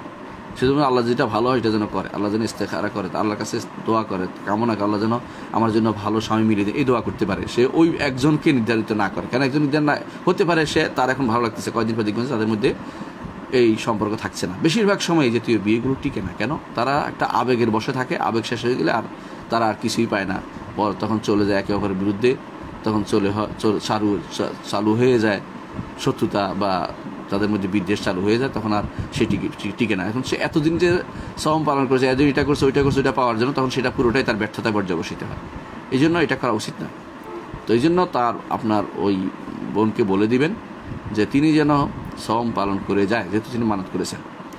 আর তিনি এই সওমের মাধ্যমে দোয়া করবেন না যে বিয়েটা যেন হয়, দোয়া করবেন যেন আল্লাহ তাকে গুনাহ থেকে মুক্ত করে এবং ভালো স্বামী মিলিয়ে দেন, এই দোয়া করবেন। আর যদি কখনো তিনি করতে অসমর্থ হয়ে যান, তখন তিনি 3 জন মিসকিনকে খাওয়াবেন, 10 জন মিসকিনকে খাওয়াবেন, অর্থাৎ কাফারাতুল 3 দিন রোজা রাখবেন। প্রথমত তিনি দাস মুক্ত করবেন, না পারলে তিনি 10 জন মিসকিন খাওয়াবেন, না পারলে তিনি 3 দিন পর রোজা রাখবেন, অর্থাৎ মাঝখানে ভাঙতি না দিয়ে। এটা ওই সময় যখন তিনি আর করতে পারবেন না, কিন্তু মানত করলে মানত পূরণ করতে হয়, মানত করলে মানত ছাড়া যাবে না। এই জন্য তাকে এখন যেহেতু মানত করে বিপদে পড়ছেন, প্রতি মাসে 3টি সওম পালন করে যেতে হবে। যদি কোনোদিন না করতে পারেন, তখন তিনি সেটার বিকল্পটা শরীয়তে রয়েছে, সেটা হচ্ছে মানতের কাফারা, হচ্ছে শপথের কাফারা। সেই হিসেবে তিনি শপথের কাফারা দিবেন। প্রথমে চেষ্টা করবেন 10 জন মিসকিন খাওয়াবেন, যদি একবার করলে হবে সেটা, মানে 10 জন মিসকিন খাওয়াবেন, না পারলে তিনি 3 দিন পর 3 দিন রোজা রাখবেন। ওই সময় যখন তিনি পারবেন না, এর আগে যখন পারবেন সেটা প্রতিপালন করতে হবে, সওম পালন করে যেতে হবে মাসে। পরবর্তী প্রশ্ন হচ্ছে, কোরআন দিনী শিক্ষা দিয়ে বেতন নেওয়া জায়েজ কিনা, এটা কি ঠিক? আমরা যারা এই পেশায় আছি, তাহলে আমাদের ইনকাম কি হারাম? দিনী শিক্ষা দিয়ে বেতন নেয়া না জায়েজ হবে ওই সময় যখন উদ্দেশ্য হয় টাকাটা। আর যদি উদ্দেশ্য হয় যে আমার পরিবার চালানো, পরিবার চলতেছে না, তখন সেটা জায়েজ হবে। মুতাআখিরিন আলেমরা এটাকে জায়েজ বলেছে। মুতাকাদ্দিমিন আগেকার লোকেরা এটাকে জায়েজ বলতেন। এই জন্য আগেকার দিনে রাষ্ট্রের পৃষ্ঠপোষকতা থাকতো, কোরআন শিক্ষা বিভিন্ন কর্মকাণ্ডের জন্য পৃষ্ঠপোষকতা থাকতো, এবং অনেক সময় থাকে না। এই জন্য যদি আপনার কোনো ইনকাম না থাকে, আয় না থাকে, যদি আপনি সেখান থেকে নেন, আলেমরা এটাকে বলেছেন তার যেহেতু তার বাধ্যবাধকতা রয়েছে সেই জন্য তার জন্য জায়েজ হবে। আর যে আপনার যদি কোনো টাকা পয়সা থাকে তাহলে আপনি এদের কোরআন শিক্ষা দিয়ে টাকা নেবেন না। কেন? যাতে করে এই কাজটা এটা অভ্যাসে পরিণত না হয় যে এটা কোরআন শিক্ষার অর্থাৎ ইস্তিজার আল্লাহ তা বলা হয়, এটাকে আনুগত্যের উপরে আল্লাহর ইবাদত করে টাকা নেওয়া, এটা তখন এটা সওয়াবের ভিতরে পড়বে না, তখন সেটা হয়ে যাবে আপনার এই দুনিয়াদারি হয়ে যাবে, দুনিয়াদারি দিনদারি থেকে বেরিয়ে যাবে। এই জন্য যদি কোথাও আপনার চলার সামর্থ্য থাকে তাহলে আপনি কোরআন শিক্ষার উপর টাকা নেবেন না। আর চলার সামর্থ্য না থাকলে যেটুকু না চলে আপনার চলবে না পরিবার, ওটুকু নিতে পারবেন, বেশি নিতে পারবেন না। এটাকে পেশা হিসেবে অর্থাৎ দুনিয়ার পেশা হিসেবে না নিয়ে আখিরাতের পেশা হিসেবে নিতে হবে। দুনিয়ার পেশা অর্থ হচ্ছে টাকা মাস গেলে টাকা খাড়া, এইটা হিসেবে না নিয়ে আখিরাতের পেশা হিসেবে যে আমি আখিরাতে আল্লাহর কাছে প্রতি মাসে সওয়াব পাবো। আর দুনিয়াতে মাসে আসলে এটাকে অস্বীকার করার জন্য এটা নেবেন, কিন্তু এটাকে নিজের মনটাকে স্থির করে নেবেন আগে থেকেই যে আমি আল্লাহর জন্য পড়াচ্ছি, তো পরিবার যেহেতু চলছে না, এদের কেউ দিলে আমি নিব এবং বেতন দিলেও আমি নিব, বাধা দিব না, কিন্তু নিবে কাজ করবেন, কিন্তু এটাকে এই উদ্দেশ্যে যেন না হয়, জিনিসটা আমাদের খেয়াল রাখতে হবে। পরবর্তী প্রশ্ন হচ্ছে, যারা আমাদের দেশে সহ সারা বিশ্বে সহিহ আকীদা ও মানহাজের দাওয়াত অনবরত ছড়িয়ে দিচ্ছে, কিন্তু তারা যখন জিহাদের ব্যাখ্যা সলফে সালেহিনদের মতো মানুষের সামনে তুলে ধরে, ঠিক তখনই কিছু মানুষ তাদের দরবারি মাদখালি বলে ডাকে। আমার প্রশ্ন হচ্ছে, মাদখালি কাকে বলে? তারা কি সত্য দরবারি আলেম? দেখুন, আসলে অনেক সময় কিছু জিনিস আছে মানুষে নাম দেয়, বাস্তবতায় পাওয়া যায় না। আমার মনে হয় মাদখালি এরকম একটা জিনিস। আসলে এটা আসলে যারাই হক কথা বলে এটাকে অনেকটা ট্যাগ, গালি, এই জাতীয় কিছুর মাদখালি একটা শব্দ প্রয়োগ করা হয় খুব বেশি। আরব দেশে একজন শেখ আছেন, তিনি হচ্ছেন শেখ রাবি বিন হাদি বিন ওমায়ের মাদখালি। তিনি মদিনা ইউনিভার্সিটির শিক্ষক ছিলেন। পরবর্তী রিটায়ার করার পরে মক্কাতে থাকতেন। সেখানে তিনি আলেমদের বিভিন্ন ছাত্রদের দাস দিতেন, দ্বীনের উপর, সুন্নাহর উপর তাদেরকে পড়াতেন, কোরআন সুন্নাহর উপর তাদেরকে নিয়মিত দাস দিয়ে যেতেন। বিশেষ করে তিনি অনেকগুলো লেখনির কাজও করেছেন, ব্যাখ্যা করেছেন। তো তার একটা নাম ডাক আছে এই জন্য যে বেদাতীদের প্রতি তিনি কঠোর, বেদাতীদের প্রতি তিনি কঠোর। এটাতে বেদাতের প্রতি কঠোর হওয়া তো একটা জরুরি জায়গাও বটে অবশ্যই। তো তিনি এই তার এই পদ্ধতি অনেকে অনুসরণ করে, অনেকে করে না, এরকমও আছে। আমার দেশে দাওয়াত যারা দেয় তারা দুই ধরনের আছে। কেউ আছে দাওয়াত দিচ্ছে আমভাবে, আকীদার দাওয়াত দিচ্ছে, মানহাজের দাওয়াত দিচ্ছে। শেখের মতো সবাইকে আবার বেদাতি অনেকে বলেও না বা কঠিন আরোপ করেও না, তারপরেও তাদেরকে অন্যেরা বেদাতি বানাই দিচ্ছে। অন্যেরা তাদেরকে মাদখালি লেখে, অন্যেরা তাদেরকে দরবারি লেখে, অন্যরা তাদেরকে আরও দরবারি আলেম গোলাম কত কিছু পায় সবই বলছে। তো শেখের মানহাজ কি ঠিক আছে কিনা? শেখের মানহাজ তো কোনো ভুল নেই। আর অন্যখানে যারা ব্যবহার করছে কোনো কারণে হয়তো শেখের পরিপূর্ণ মানহাজটা তারা বাস্তবায়ন করে নাই, তারাও একটা এখতিয়ার করে যাচ্ছে, সহি মানহাজের কাজ করে যাচ্ছে। এদের সবাইকে বেশিরভাগ সময়ে মাদখালি ট্যাগরা তারাই দেয় যারা আকীদা সম্পর্কে উদাসীন থাকতে চায়, যারা সবাইকে নিয়ে আকীদার কথা বললে তাদের মধ্যে বিভেদ সৃষ্টি হবে এরকম মনে করে, যারা এই কবর পূজারি, মাজারি অথবা এই আশারি মাতুরিদি অথবা বিশেষ করে অনেক আছে মুতাজিলি, এরকম অনেক কোরআনি যত ফেরকা আছে সবগুলি নিয়ে যারা মনে করে যে কোনো মূল্যে আমরা এক হই কি হবে ওইটা আর নাই, এক হইয়ে ক্ষমতাটা দখল করা দরকার, এক হয়ে কি করবে এটা আর নাই, এক তো হব, এক হতে চাই, এক হতে হবে। ওয়াতাসিমু বিহাবলিল্লাহি জামিআন, আল্লাহর রজ্জুতে, ওয়াতাসিমু বিল্লাহ, আল্লাহর নিয়ম, আল্লাহ তাআলাকে ধারণ করে আমরা এক হব, কোনো সন্দেহ নেই। আল্লাহ তাআলার দ্বীনকে ধারণ করে এক হব, কোনো সন্দেহ নেই। কিন্তু যেখানে শিরিক আছে, কুফরি আছে, নিফাক আছে, মুনাফিকি আছে, চলতেছে, ভুল আছে, এগুলোর সাথে ঐক্য করার দ্বারা ডাক দেয় এবং তাদের বিরোধিতা করা হলেই সঙ্গে সঙ্গে মাদখালি হয়ে গেল। তো এইটা তো একটা এই দুই দিকে ভুল। একদিকে হচ্ছে এইটা তারা ভালো মানুষদেরকেও খারাপ চিত্রায়িত করতেছে, অনুরূপভাবে একটা নাম অন্যের উপর চালু করে দিচ্ছে। দুইটাই ভুল। এই জাতীয় কোনো ট্যাগ আসলে নাই। এগুলি বানোয়ার জিনিস, এগুলি সবই বানোয়ার, এগুলি ট্যাগ দেওয়ার উচিত না।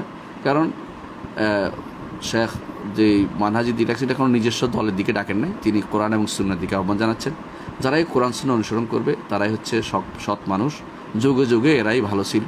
এদের অনুসরণ করে চলে দিনের এবং দুনিয়ার পথে সঠিক মতটি গ্রহণ করা উচিত। তবে যদি কেউ কোথাও বাড়াবাড়ি করে সেটাকে আমরা সমর্থন, সেটা ব্যক্তিগত পর্যায়ে দেখে নিতে হবে। এটা কোনো আমাদের মানহাজি দোষ নয়, বিষয়টি আমাদের বুঝে নিতে হবে। সুতরাং এইভাবে কাউকে ঢালাওভাবে দরবারি, মাতখালি, তাগুতের গোলাম বা $1 খোর এই জাতীয় জিনিস বলা যারা বলেছে তাদের আল্লাহকে ভয় করা উচিত। কারণ এরা যদি এটা না হয়, এই জাতীয় একটা মিথ্যাচার করা হচ্ছে, বিশেষ করে ব্যক্তি পর্যায়ে যখন কাউকে আক্রমণ করা হচ্ছে আরও বড় মিথ্যাচার। হাসরের মাঠের অপেক্ষা করুন, সেখানে আপনার এই মিথ্যাচারের জন্য আপনাকে জবাবদিহি করতে হবে। কারণ আমি দেখিনি কাউকে, আমরা ব্যক্তিগতভাবে আমরা দেখিনি কাউকে যারা সহি আকীদার তারা ব্যক্তিগতভাবে একজনকে আক্রমণ করে। তারা বলে যারা এই কাজগুলি করে, আর আপনারা বা যারা এই উল্টাটা করে তারা কিন্তু ব্যক্তিগত আক্রমণ চলে যায় এবং গালিগালাজ পর্যন্ত চলে যায়। তো গালিগালাজ পরে চলে গেলে কি হয়, সেটা হচ্ছে তখন হয়ে যায় জুলুমের পর্যায়ে। এই জুলুমের পর্যায়ে গেলে আর জুলুমাতুন ইয়াউমাল কিয়ামা, রাসূলুল্লাহ সাল্লাল্লাহু আলাইহি ওয়াসাল্লাম বলেছেন এই জুলুম হাসরের দিন অন্ধকার হিসেবে আসবে। সুতরাং অন্ধকারের সে অবস্থার জন্য তৈরি থাকুন। আপনার আমল নামা যদি কোনো সহি আকীদার লোকদেরকে ধার দিয়ে দিতে চান দৃঢ়ভাবে, তাহলে আমাদের কিছু করার নেই। আর সহি আকীদার লোকেরা কোনো ব্যক্তি আক্রমণ করে না, যারাই অন্যায় করে তাদের সরাসরি বলে যে যারা এই কাজটি করে তারা এই কাজটি অন্যায় করছে, এবং এর ভিতরে যারা পড়বে এদের কিছু করার নেই। কিন্তু এরা ব্যক্তিগত আক্রমণের ভিতরে মানুষকে বানায়, এটা হচ্ছে সবচেয়ে বড় দূষণীয়। আল্লাহ আমাদেরকে বোঝার তৌফিক দান করুন। পরবর্তী প্রশ্ন হচ্ছে, তাহিয়াতুল মসজিদ গুরুত্বপূর্ণ নাকি জোহরের 4 রাকাত সুন্নাত বেশি গুরুত্বপূর্ণ? তাহিয়াতুল মসজিদ হচ্ছে মসজিদে ঢুকে 2 রাকাত নামাজ পড়া। এতে কোনো সন্দেহ নাই যে এটার গুরুত্ব রয়েছে। দুই দিকের গুরুত্ব। মসজিদে ঢুকা যে কোনো সময় হতে পারে, কিন্তু জোহরের আগে যে কোনো সময় ওই সময়ের ওই আমলটাকে বেশি গুরুত্ব দিতে হবে। ধরুন আপনি মসজিদে ঢুকছেন, তাহিয়াতুল মসজিদের সময় নেই, তাহলে জোহরের 4 রাকাতটায় গুরুত্ব বেশি দিতে হবে। আর যদি সময় থাকে তাহিয়াতুল মসজিদ পড়বেন, জোহরের 4 রাকাত পড়বেন। তাহলে জোহরের যেই কোনো সময় যেই আমলটা ওই সময়ের অন্য সময় করা যাবে না, ওইটাকে গুরুত্ব দিতে হবে। ধরেন আপনি মসজিদে ঢুকছেন, ইমাম সাহেব মুয়াজ্জিন সাহেব আজান দিয়ে দিচ্ছে, আপনি কি 2 রাকাত পড়বেন না আজানে জবাব দিবেন? আগে আজানে জবাব দেবেন, কারণ আজানে জবাব দেওয়ার টাইম আর পাওয়া যাবে না, 2 রাকাত একটু পরে পড়তে পারবেন। তাহলে যেই ব্যক্তি মসজিদে ঢুকবে তিনি আগে যদি কোনো দেখেন যে সময় পাওয়া যাবে, তখন তিনি তাহিয়াতুল মসজিদ পড়ে 4 রাকাত পড়বেন। যখন সময় পাওয়া যাবে না তাহলে 4 রাকাত পড়বেন। 4 রাকাত মধ্যে তিনি তাহিয়াতুল মসজিদের নিয়ত করে ফেলবেন। এই সময়ে 4 রাকাত বাদ দিয়ে বলেন যে আমি 4 রাকাত পড়বো না, শুধু তাহিয়াতুল মসজিদ পড়বো, এটা ঠিক নয়। কারণ এই 4 রাকাত তার এই সময় আর পাওয়া যাবে না, এই 4 রাকাত সুযোগটা অনেক বেশি, তার সুযোগটা আপনাকে নিতে হবে। কারণ এটা সবটা অনেক বেশি আলাদাভাবে বলা হয়েছে। কি বলা হয়েছে? যে কেউ যদি দিন রাতে 12 রাকাত নামাজ পড়ে তার জন্য জান্নাতে একটি ঘর তৈরি করা হবে, হাদিসে আছে। তো এবং 12 রাকাতের মধ্যে আপনি 4 রাকাত বাদ দিলে 12 রাকাত হচ্ছে না। তাহলে আপনাকে এই জন্য এই 4 রাকাতে জোহরের সুন্নাতটা পড়বেন গুরুত্বের সাথে। তাহিয়াতুল মসজিদ এটা গুরুত্বপূর্ণ। ওই সময় যখন তাহিয়াতুল মসজিদ পড়ার সুযোগটা না থাকে, অর্থাৎ একটা পড়ার সুযোগ আছে, তখন সেখানে আপনি জোহরের সালাত 4 রাকাত পড়বেন আর নিয়ত করবেন যে তাহিয়াতুল মসজিদের সাথে আমি আদায় করে নিচ্ছি, তখন আপনি 2টাই পেয়ে যাবেন। যদি এটা ওই সময় হবে যখন আপনার আগে থেকেই তাহিয়াতুল মসজিদ পড়ার আপনার এই থাকে, অভ্যাস থাকে। আর কোনো অভ্যাস নাই, শুধু নিয়ত হয়, তাহলে সেখানে কিছু পাওয়া যাবে না। পরবর্তী প্রশ্ন হচ্ছে, আমি সহি আকীদা অনুযায়ী নিজেকে পরিবর্তনে নিয়োজিত, কিন্তু কিভাবে আমার স্ত্রীকে এই পথে ফিরিয়ে আনবো কোনো বুদ্ধি পরামর্শ খুঁজে পাচ্ছি না। আমি আকীদা সহ নানা দলিলভিত্তিক বই অধ্যয়নের চেষ্টা করি, তাকে ওইগুলি পড়তে বলি, কিন্তু তার পড়ার প্রতি আগ্রহ নাই। আল্লাহর কাছে দোয়াও করি তার পরিবর্তনের জন্য। পর্দা সে মোটামুটি করে, কিন্তু দলিল অনুযায়ী না। আমার 2 সন্তান ইংলিশ মিডিয়ামে পড়ছে, কিন্তু আমি তাদেরকে দিনই লাইন নিয়ে আসতে চাই। মেয়ে ক্লাস 6, ছেলে কেজিতে। কীভাবে কী করলে আমি আমার পরিবারকে সহি পথে নিয়ে আসতে পারি? আপনার মূল্যবান পরামর্শ অপেক্ষা রইলাম। আসলে আপনার মতো অনেকেই আছেন যারা এই বিপদে আছেন। বিশেষ করে ওই সময় এগুলি হয় যখন বিয়ের সময় পাত্রী দেখতে ভুল করেন। বিয়ের সময় আপনার ইচ্ছা থাকে যে আপনি একেবারে আকাশে তারকাটা নিয়ে আসবেন। সে তারকা আপনার দুনিয়ার তারকা, আখিরাতের তারকা নেবেন না, দুনিয়ার তারকাটাই নেবেন। বড় লোকের মেয়ে, খুব হাইফাই এডুকেটেড, যেটা অনেক কিছু পড়ে আসছে, যার কাছে আশেপাশে মানুষ গুড়গুড় করে, এরকম মেয়ে খুঁজতেছেন আপনি। বিয়ের পরে তাকে আপনি কিভাবে সোজা করবেন? মনে রাখবেন, যেই মেয়ে একবার বখাটে হয়ে গেছে তাকে সোজা করা খুব কঠিন হয়ে যায়। বিশেষ করে যার লজ্জা চলে গেছে তাকে লজ্জাবান স্ত্রী বানানো খুব কঠিন। যে পর্দার বাইরে চলতে অভ্যস্ত হয়ে গেছে তারা সঠিক পথে নিয়ে আসা খুব কঠিন হয়ে যায়। তারপরেও আপনি যেহেতু চেষ্টা করছেন, আমি দোয়া করি আপনি সাকসেস হন। তাকে আখিরাতের ভয় দেখান। আলেমদের কোনো যেখানে ভালো মেয়েদের কোনো হয়, সমাবেশ হয়, কোনো ভালো কিছু হয়, তাদেরকে সেখানে নিয়ে যান। তাকে ভালো লোকদের সাহসী থাকার সুযোগ দেন। তার এমন লোকের মডেল তুলে ধরেন, তাকে উম্মাহাতুল মুমিনিনদের মডেল তার কাছে তুলে ধরেন, আমাদের সম্মানিত তাবেঈদের মডেল তার কাছে তুলে ধরেন। এভাবে তুলে ধরার মাধ্যমে তাকে সঠিক পথে আনতে পারবেন বিশ্বাস করি। আর তাদের কাছে দুনিয়ার পড়ার যে গুরুত্ব, আখিরাতে পড়ার গুরুত্ব জিনিসটা তুলে ধরেন তাকে বুঝিয়ে দেন দেশে কি হচ্ছে বা কোথায় কি হচ্ছে, পড়ে কি হচ্ছে, বা দিন পড়ে কি হচ্ছে আর দুনিয়া পড়ে কি হচ্ছে দেখান। দিন পড়ে দুনিয়াতে রেখে যাচ্ছে আর দিন পড়ে আখিরাতের জন্য কাজ করছে, এটা তাকে বোঝানোর চেষ্টা করুন।